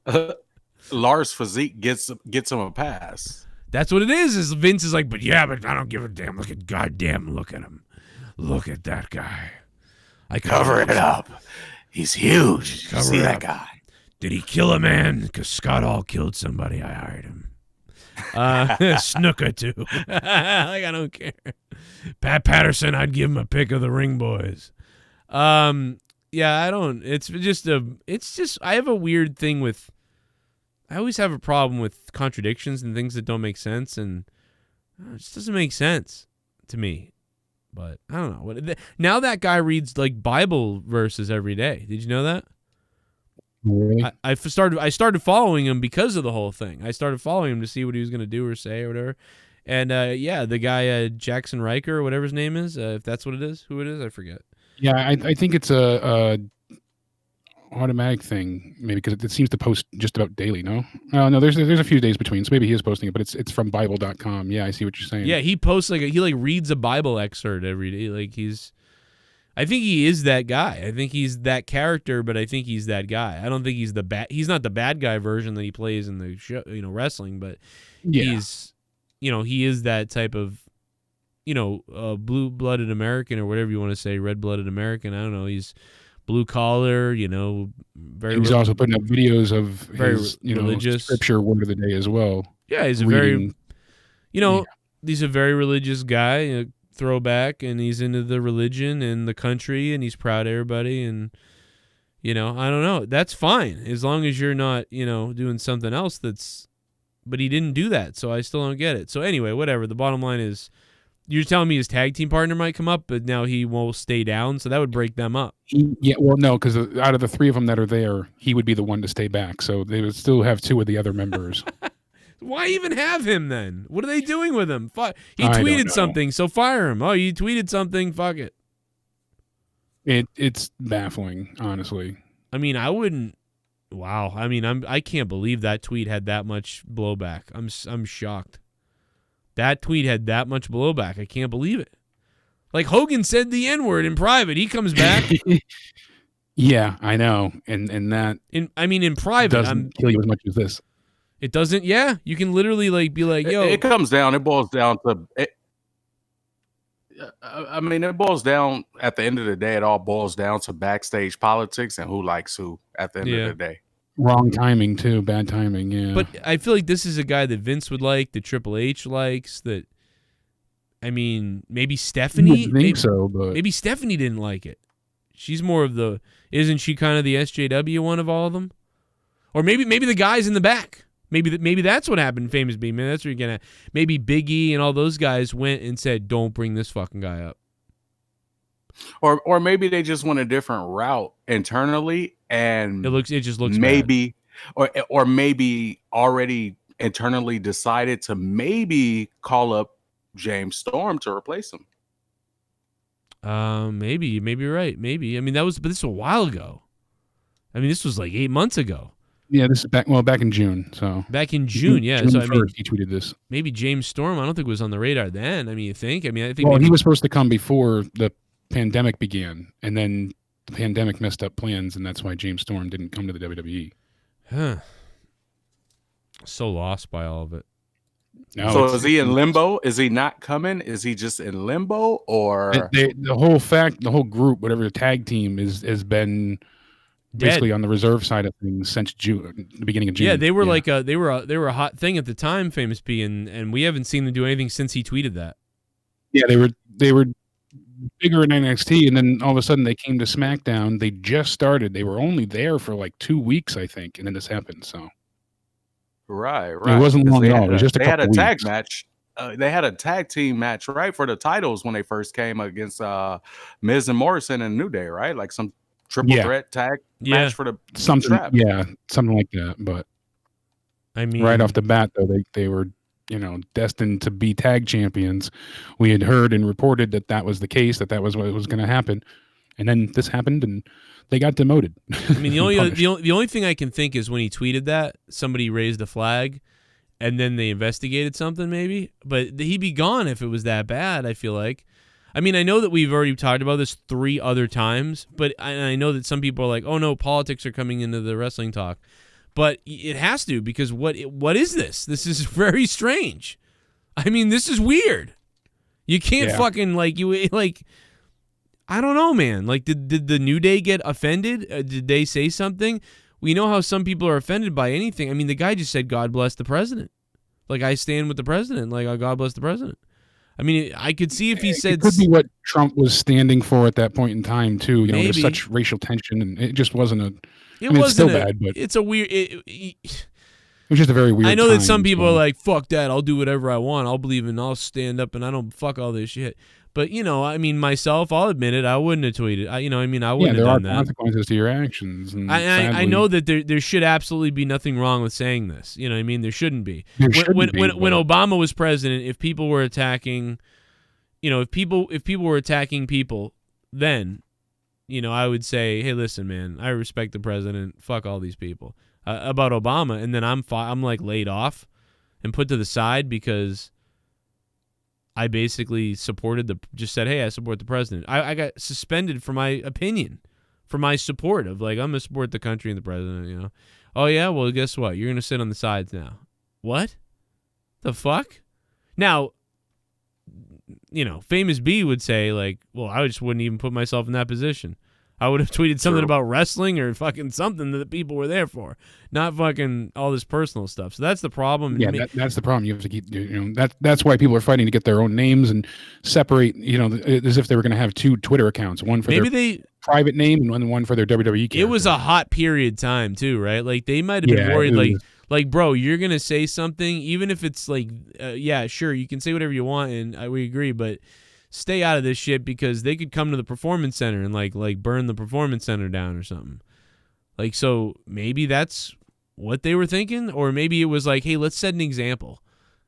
And it was only a few days after George Floyd was, he was killed and everything that happened there.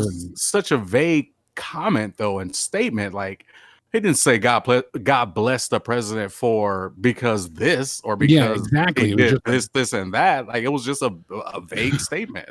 Well, he could argue that it had nothing to do with any of that. Yeah, I mean, I think it's obvious that it's like, well, okay, the George Floyd thing happened, then the president started getting attacked. Everybody was getting attacked. You should probably, whatever. Everybody's angry. You're attacking everybody when you see somebody killed like that on video.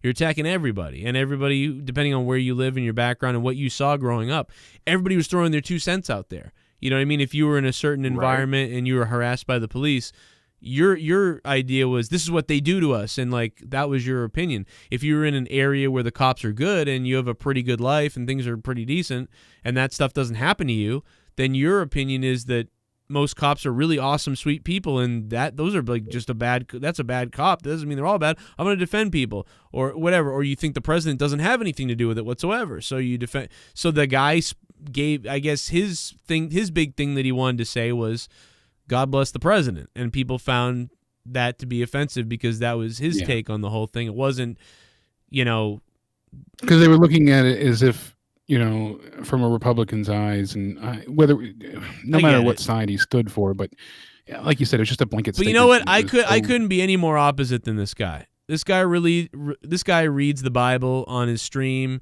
He's very nationalistic. He loves the president, country first, all these things. I'm not like that. I'm definitely more left wing, and I don't really get into that.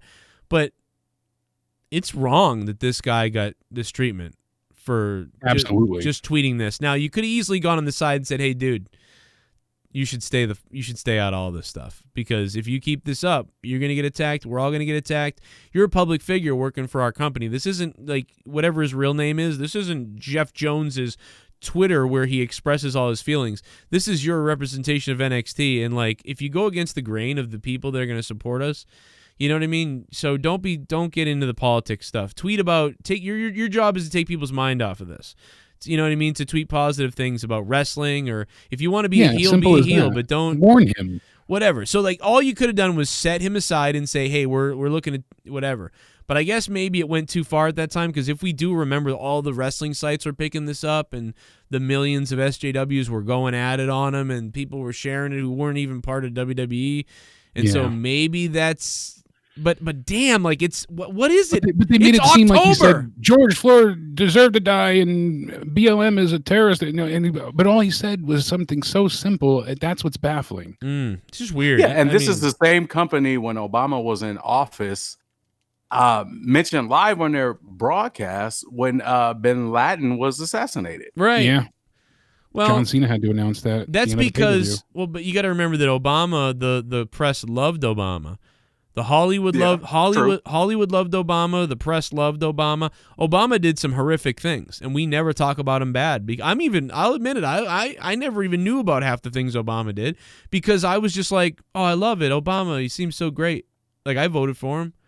I didn't. It's all about the sentiment of what the public feels and believes, right? Like, and the public is split right now. They are split for the most part. But the problem is the side that's angry is very loud, like right now, very loud, and the media is controlling that whole side of things. Whether you agree with whoever or not, it's just no matter what, left or right, the media is 90% against Trump. So it's like you can see how things go. Right. So the WWE kind of like, even though the WWE is friends with Trump, like Vince is friends with Trump, his wife works on the guy's cabinet, all this stuff, like they might as well be sucking each other off, and they still took this guy out for this many months.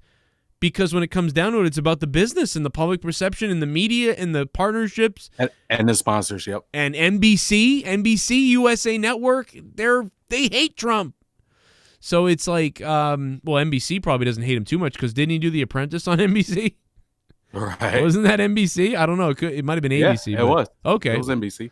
Yeah. See, NBC, nice try. You loved him. You called him a racist now, but now you loved him back then. But yeah, it's the hypocrisy of everybody, and the best thing to do is see this type of stuff, man. If you don't like somebody and stuff like that, that's cool, man. But you got to be able to see this, what's really going on. Botch Club. Appreciate the love. Fun fact: painting my brother did for WWE that had to be approved by The Rock. He surprised me as the referee peep on his Insta.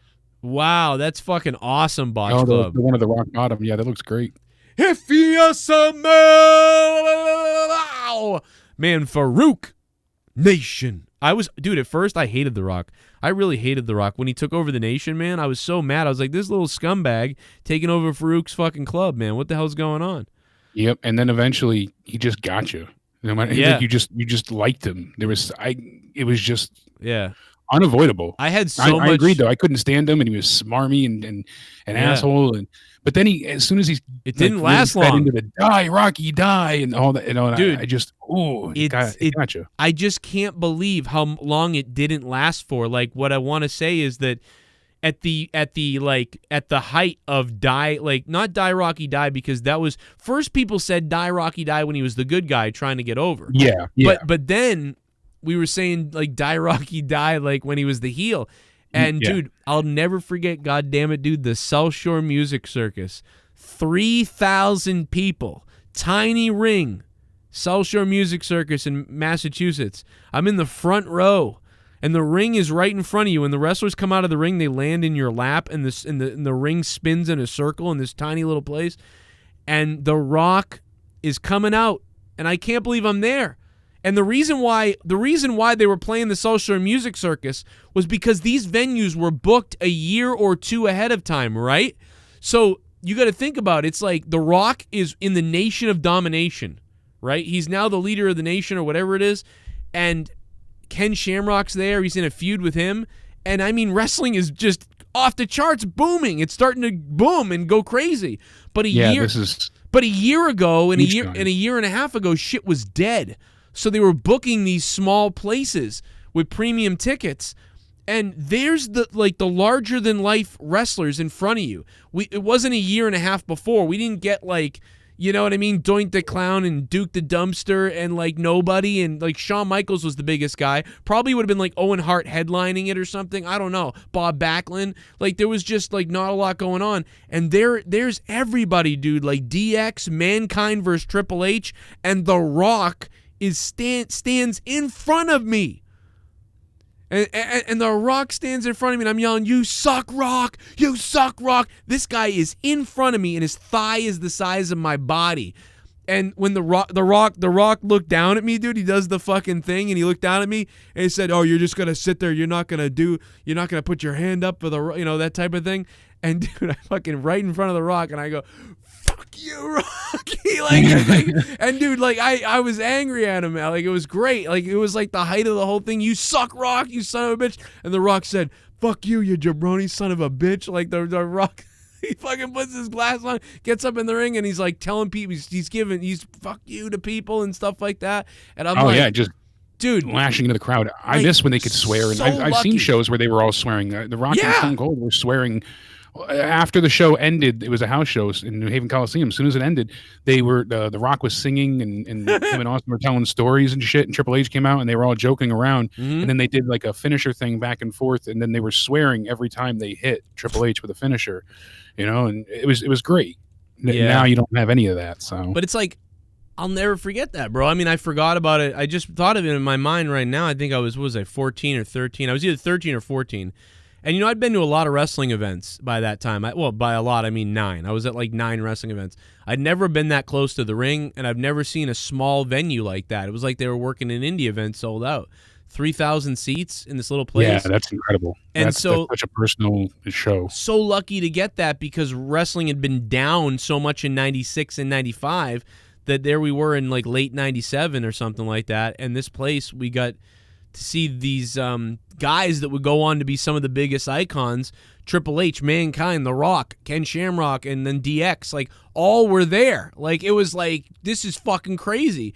And when you think about it now, it's like, man, The Rock is like one of the biggest stars and known people in the world. Yeah, the entire world. And to have that little exchange that I had with him was hilarious. Like, and it was great. And that's what makes wrestling great, man. You forget about that. I mean, I'm 36 now. I can't even believe that. That was 1997, but it's like, damn, dude, those exchanges, man, that you could interact with somebody that you're seeing and have that much fun at the show and hate somebody that much and then cheer the other guy and whatever. And what I meant to say in all this was that was when you hated The Rock, and you really only hated him for about 3 to 5 months or something. And then after he started rattling off a few things, you were imitating him. You went from fuck this guy to imitating everything he did. It's amazing. Yeah. What a guy. And then he just, the more he developed, and then he worked his way out of the nation, and then obviously just took off, became the corporate champion, and Bro, yeah, I was sold when he gave everybody Rolexes and gave Farouk a picture of himself. Yeah, I was sold. The Rock got you something too. Don't worry. The Rock got you something nice. The Rock got you picture of the Rock's dick. Imagine that. I don't give a shit what happens from here on out on the rest of this show. My biggest takeaway is going to be the fact that the Rock tried to get Joe Cronin to throw up the Black Power fist. That's going to be my biggest takeaway. I don't give a shit what happens. I don't give a shit what else happens. It was We great. are the nation. Think about that. It's really he really did that. Yeah, it's really funny. He wanted me to do it, and That's hilarious. he said, "Bow down to the Rock." That's the other thing that I definitely remember. He said that. He said, "Bow down to the Rock." He said something like that, and then I kind of told him to F you, and it was great because then he got meaner, and then he kind of walked away like in disgust. What a great, and his thigh, man. I'll never forget the size of the Rock's thigh, man. It might have been because I was 14 or 15 too, but but he's massive. What a fucking guy, man. That guy was huge. Now you go to the wrestling show, you're like, I'm bigger than this guy. Well, I'm bigger than everybody, but all right. Well, any other predictions for the draft here before we get out? It seems to be coming to fruition that what I had mentioned a few weeks ago is kind of lining up. AJ Styles does not like Paul Heyman. He went to SmackDown to get away from Heyman, and then Heyman came to SmackDown to go ahead and work with Roman. So now I'm thinking, and it's being reported as we had taken an educated guess a few weeks back. AJ Styles, it seems like he's going to be going to Raw, and it seems also that John Morrison will be joining him. So that's interesting. If they split up the Miz and Morrison, they're thinking that poor Morrison hasn't had his chance to really make it to the top. His upward trajectory, they said, was very limited being attached to the Miz. And as much as they were a good comedy and tag act, he never got to achieve the main event status he chased, since all the way back in 2005. So they're hoping that that's the case when he goes to Raw. With AJ Styles? Yeah. So that'll be two of the people supposedly being drafted to the Red brand. Well, and we know. I wonder if AJ's out of the funk yet, but I don't know. Maybe he is because now they're shooting everything from one location. Because a big reason why, and he already was the Intercontinental Champion, but the only he really he wasn't. He could have been the WWE Champion longer, but he wanted to get off the road and stuff. Yeah. So they took the belt off for him. Basically, he asked to get it taken off. Him. So he could have been champion for a lot longer.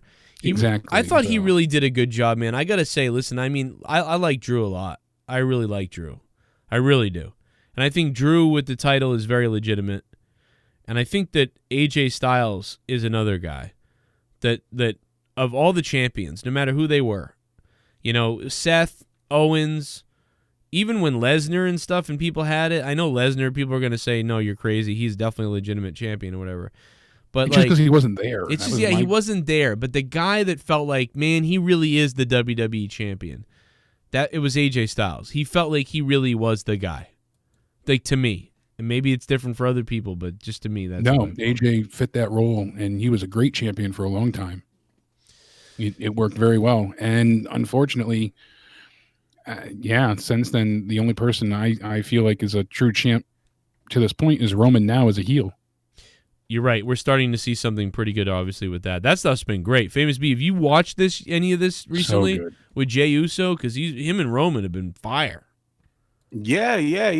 I've seen bits and pieces here and there, but obviously, this is something everybody's been screaming for the longest, turn Roman heel, obviously. But, you now that it's happened, it's like, okay, yeah, it works. You know what I mean? This is what people have been wanting. That's what they're doing now. When everybody least expected, so to speak, of course, because they would go against the grain. But yeah, I mean, he's way more interesting to watch. Yeah, dude. When he fucking put the Jey Uso had the what was it, the lay or whatever you call it? I don't know the Samoan. Yeah, the lay. You were right. Yeah, he had the layer thing around his neck. And when Roman kicked the shit out of him, and took it off him and then put it on himself and said, "I'm the tribal chief," like, and he's wearing the yeah, guy's he thing. had Heyman put it on him. Yeah, dude, that was some hilarious so shit. good. Like, hilarious shit. Like, about kind of how I felt when Seth went into the Monday Night Messiah. Like, I thought that was pretty cool and funny too. But when Seth became the Monday Night Messiah, see, Seth is that funny, like, evil villain guy, and it's kind of funny, but I like it. But Roman doing this, that I'm the tribal chief, and like the way he looks, he seems way more serious. Yeah, so he's extremely serious, very believable, cold, Yeah. calculated, as where Seth is that smarmy, whiny, cheating, tries to get his comeuppance type thing. I feel like right now Seth Rollins should be the top mid-card guy for the IC belt in a heel role, and I think that would work fucking awesome.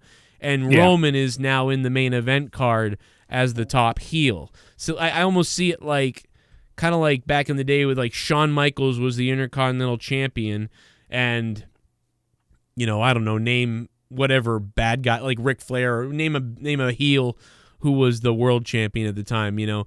It feels like you could really have that dynamic going on. But that would be if there was one show or a 2-hour show.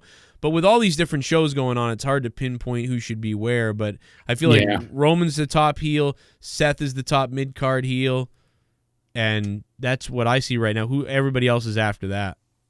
And plus, I feel like too. Oh my God! You got interrupted epically right there. That was running. Oh my God! That's all I got. Stop punching my car. Stop punching my car. Oh my God. Stop punching my log. I forgot about donations like this. Robert Heller.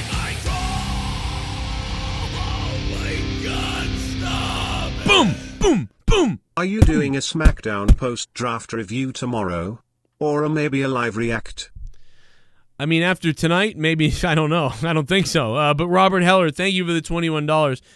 Yeah, maybe I will because of you, Robert. Maybe I will. Maybe I'll do one. It seems like Wrestling Talk is dead, but maybe I will do one after SmackDown. I probably will, like a 20-minute reaction thing or something. Probably will, Robert. Thank you, man. You think back to the beginning of this year, 2020, right after the Royal Rumble, Raw was still getting a 2.4 rating. Now we're approaching a 1.6, 1.5 territory. 2016, they had a 4.1. Even in 2018, they were still over a 3.4. And when you go from 2017 to 2018, they only lost 200,000 viewers. Then you go, 2018 to 2019. Oh, look at that. They've lost 800,000. Big difference there. And then, you go to the next year. Now they're down again, almost 800,000. 2.7 to 1.6. You're losing 900,000 a year. We're at the point now, and a few others have said it, but I mean, we had originally said this a few weeks back, and it seems to be true. Brian Alvarez just brought it up again this week that I can't help but agree. WWE is out of casual viewers. The only people left are the ones that are absolutely going to watch everything hardcore, will tune in no matter what. But they have lost all casual fans. Whether you want to blame COVID, pandemic, the wrestling itself, whatever it may be, it's still the fact that there are no casual fans watching. Famous B, what were you going to rant about before the donation scared the hell out of me? But I'm appreciative of it, Robert. Robert, that was the top donation of the stream, Robert, and we hadn't had one in a while, so thank you for the $21, man. And guess what? You are now the top donator, and I'm going to give you the scary mask because of it, Robert Heller. Thank you. Yes, Famous B, I'm sorry. Go ahead. You were about to roll, and then we missed it. No, I was gonna say, in regards to Roman, that was what we were talking about right before that. That I feel like you also get a boost too. It's been proven over, over the course of history. You get a boost whenever you're working with a family member or a very close friend, because I feel like those matches are more intense. The promos are more intense. You kind of tend to go harder when it's somebody that you really like, like love, trust, care about, so to speak. So I feel like, he definitely gets a boost by, working with his kinfolk right now too as well. It was like that's a big plus for him. It was like our battle, our little battle. Yeah, I mean, like, man, Eddie Benoit, Brett Owen, like, Anytime it's family, because I think it's just so believable. And Joe, you nailed it on the friggin' head the other day, Famous B, when they I'm had in their our rap pay-per-view battle. I'm in a rap battle, motherfucker. When they fucking rap battle. You want to do it again, Famous B?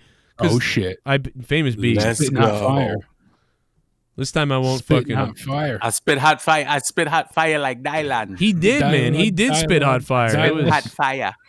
Good Lord. It was like really like good. It was like, oh fuck. Like I heard his and I was like, oh no. Like I fucking really went I went the corny route, except for that fucking slave thing that I said.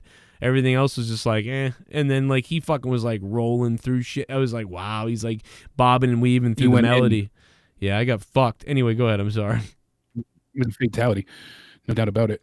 Yeah, just the promo and package that they had at Clash of Champions for Roman and the Uso Jay, it was unbelievably good. So good because they were able to show basically their history, their whole lineage, them, together as children and then as teenagers and growing up. And, so just that bond and family dynamic made the intensity, as you mentioned, Famous B, in the match that much more palpable. Right. Yeah. That promo package was top notch, though. Yeah, that shit was crazy, bro. But you're right. All family stuff certainly adds to it, just because it's easier. Everyone can relate. You know Everyone more about has, the guy. Yeah. You trust them more too, so you're down to do whatever because you trust them. Yeah, you're like, do whatever, and then they probably trust you because you're like, dude, we'll just go into all this shit that we could say about each other, and they're probably like, oh, okay, cool. Whereas like with somebody else, you're not gonna know about all that to say.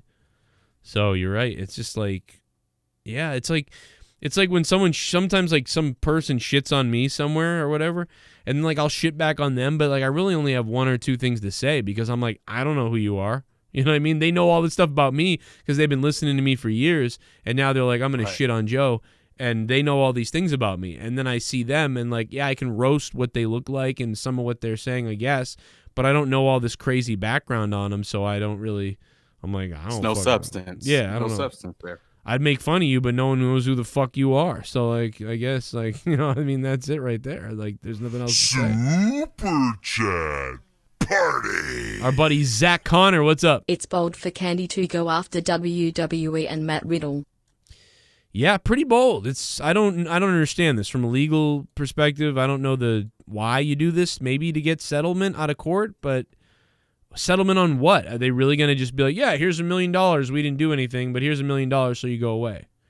So I think she's banking on hopefully getting money so somebody goes away. But it sounds like WWE's not like, fuck you. Let's fight for 10 years in court if you want. So that's what I got out of WWE's statement. Like, they said they'll take her on. I know that too. Like you just said, if they can either drag it out to where she can't afford it, or they'll find a way. Yeah. Yep. They won't settle. To me, this is like when a team on football is like basically like lines up just to draw the other team off sides. That's what this. I feel like this is. Super Chat Party. Show the Cronin DeMarco Nation my brother's Instagram at Rich Pellegrino art. Cheers, fellas. Oh yeah, Rich Pellegrino. And then the last thing I had to bring up was during Jericho's 30-year celebration on Dynamite. One of the main things that everybody pretty much walked away from the Dynamite talking about is Tanahashi basically being part of the anniversary special. And, people are thinking that that's pretty much evidence that there's a relationship between AEW and New Japan. I personally don't feel that they have a working relationship yet. I think that they're going to eventually build towards one, especially with the president changing and certain developments happening. But I don't think that this is a sign that they're working together yet. I just think because of the match that they've had previously and the Ace would want to wish Jericho, a bit of success and well-being. So I think that's all that was. Yeah, I don't think there's nothing drawn up. I think they want to, but I absolutely think they want to, because it'd be great for them to have a talent share. But I don't. They couldn't even do anything right now. Poor Thunder Rosa had to drop one of her belts recently because she can't get over to defend it overseas. So I mean, it's just, I don't know that they'd be able really to utilize anyone from New Japan right now because of the pandemic. So right. But I see them having a relationship eventually. Yeah, eventually something will happen. There'll be a crossover. It's just right now, it's like you're not going to see anything close to it for like, I don't know how long, dude. Like how long until like, travel's normal enough again and people moving around like if there wasn't, I really believe they might even have it right now if it wasn't for COVID, or they'd be really close or something. Yeah, I think especially with, the presidency changing hands with, I forget the name of the gentleman that's leaving now. But yeah, he was kind of a one that was a stalemate for AEW, so this will be a good thing. Yeah. And then AEW, obviously, this week, we've got a big anniversary show. Sick. No, go ahead, Jake. I'm done. Yeah, we got, the big anniversary show for Dynamite this week coming up, or next week, technically. We obviously have Moxley taking on Lance Archer for the AEW World title. Cody's going to defend his TNT title that he just won back from Brody Lee against Orange Cassidy.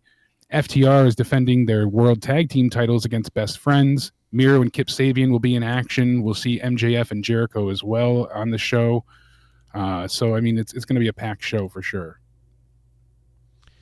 That next week? Yep, this upcoming Wednesday, the 14th. Hopefully it'll be good, man, because this past week was weird. It was all over this week. It was like that first hour. I think that they were really trying to build towards the anniversary show, and they were limited with what they could do with Jericho's anniversary. So, well, tomorrow I will react a little bit if I can to SmackDown's draft, I guess. And that's about it. Monetize this is tomorrow night. Botch Club, thank you. Robert Heller with a hella $21 drop. That was really lame. I'm sorry. Anything else, Famous B or Jake, you guys wanted to mention about wrestling this week that maybe we did not mention? I would just chime in on, just in terms of the AEW New Japan relationship. I personally think if that was going to happen, it would have happened day one. And since it hasn't happened yet, I think that ship has sailed. You gotta figure New Japan is still a pro wrestling company, and at the end of the day, it's companies can be real petty about things. Not saying that New Japan is or isn't. I don't know, but they did lose a lot of talent at one time due to AEW, with the Bucks leaving, Omega leaving, all that good stuff. So, it probably is a little bit of resentment there, I'm assuming. Because like I said, if they were going to have a working relationship, why not do it from the jump? Impact is probably grumpy that they have to deal with this. ROH is butthurt because they got raped. New Japan is probably a little angry because they feel kind of robbed. But John Moxley did go over there, but that was different because they had already booked that. And ever since they finished the assignments that they were promised before AEW, there's been nothing new. Yeah, so there's a lot of butthurt, like, let's stay away from them. And not even butthurt, just sort of like, I guess, smart decisions in a way. Maybe like, all right, don't give them attention because, we don't want people going over there or something, I guess. I don't know. Like, I suppose that's the deal, and which you can understand that, so. Could be a pride thing too, where it's like, we lost these guys, they were our stars, but at the same time, we could build new ones and we could show everybody that we could still stand on our own too without them.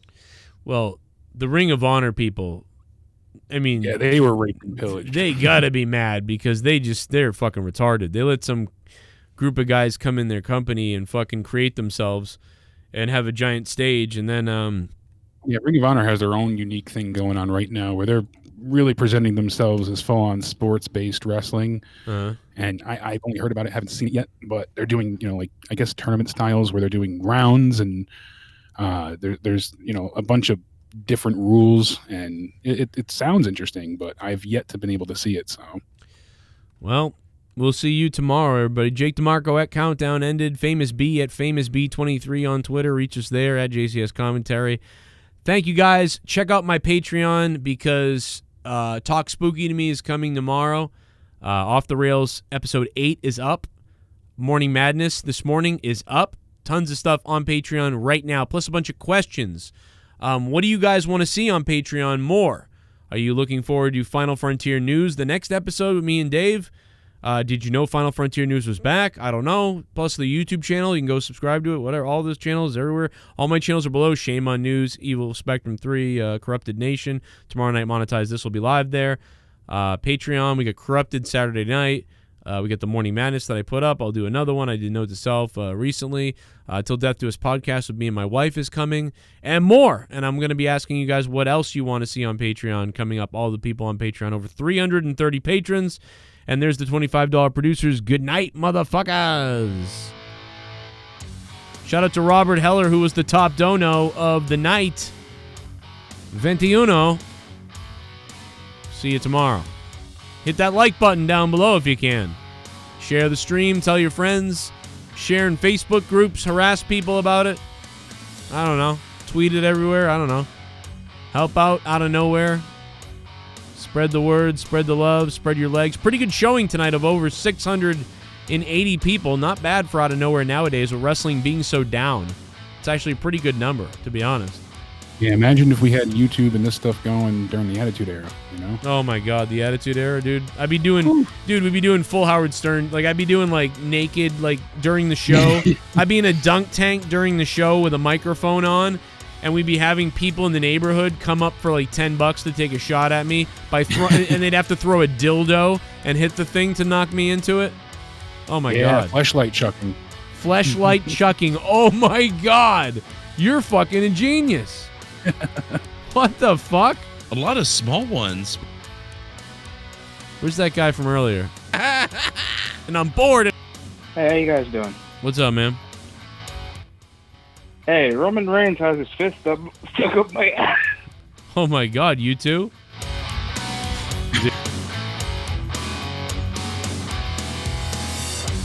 Hey, Roman Reigns has his fist stuck up my ass. Oh my God, you too? Dude. Turn that boy into it.